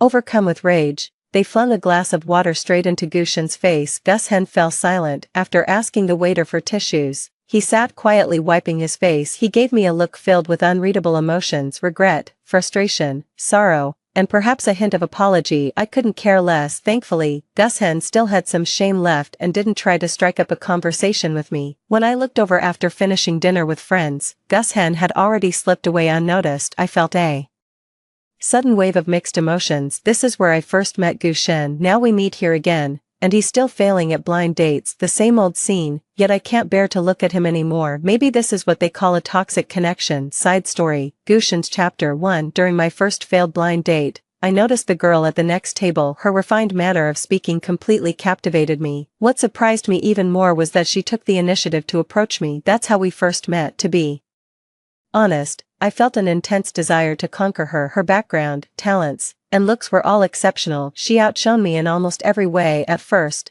I thought I could accept this gap, but gradually I realized I wasn't as magnanimous as I'd imagined. Every time I chat with clients at work, they always somehow bring up Lin's father. They keep praising me for marrying well, which honestly makes me feel frustrated. I believe in my own capabilities. Even without Lin Wanji, I could definitely secure these partnerships. I simply didn't have the means before, yet no one seems to see it that way. Even my boss can't help praising me for marrying well. When giving compliments, I'm getting irritated. Over time, my feelings toward Lin Wanji grew increasingly complicated. I constantly feel inferior to their family. When booking the banquet initially, I'd already promised Mom we'd hold it at a hotel in our hometown, but Lin Wanji objected, insisting her family would pay to host it at a city hotel. The whole wedding will cost several $100,000 yuan. At that moment, I truly realized the vast gap between Lin Wanji and me. It wasn't just about family backgrounds, but also our perspectives too. I still don't know what exactly went through my mind when Suman kissed me. A mix of panic and secret delight. Seeing Lin Wanji actually get angry gave me a secret thrill. See, I've got charm too. Most importantly,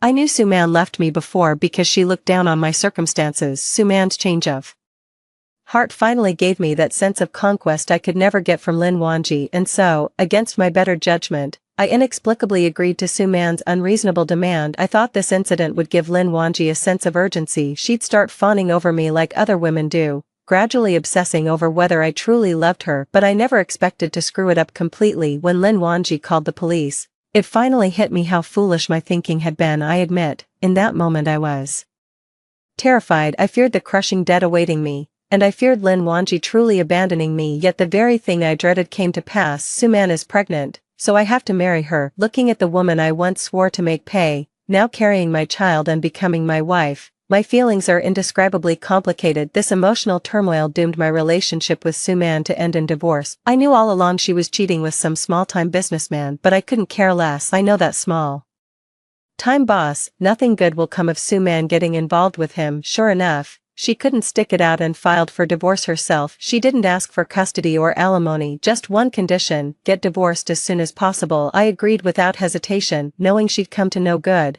I consented to the divorce almost immediately, then waited to see Sue Man get her comeuppance, though I don't love Shuman. No man can tolerate being cheated on. 3. Oh my, Ms. Lin, your husband treats you so well. Booking such a luxury hotel for your wedding and preparing such exquisite jewelry, how enviable. Swansua wasn't stabbed to death by the small business owner's wife hiring someone. She was playing both sides, and after one of the small business owners found out, he had her killed. Like I said before, no man can tolerate being cheated on, even if it's just an affair. When I heard Sue Man got stabbed to death, I wasn't the least bit surprised. I just lamented that my child would grow up without his biological mother. After learning about Sue Man's death, my mom pushed me to start dating again. She didn't want my son to grow up motherless. I never thought I'd see Lin Wanji again. She still shines as brightly as ever. I felt like a sewer rat in comparison. I knew I couldn't face her for old time's sake. I know all too well that the biggest issue between Lin Wanji and me stems from my own wretched, twisted pride. I blame no one for this, so I slipped away when she wasn't looking, just trying to salvage what little dignity I have left.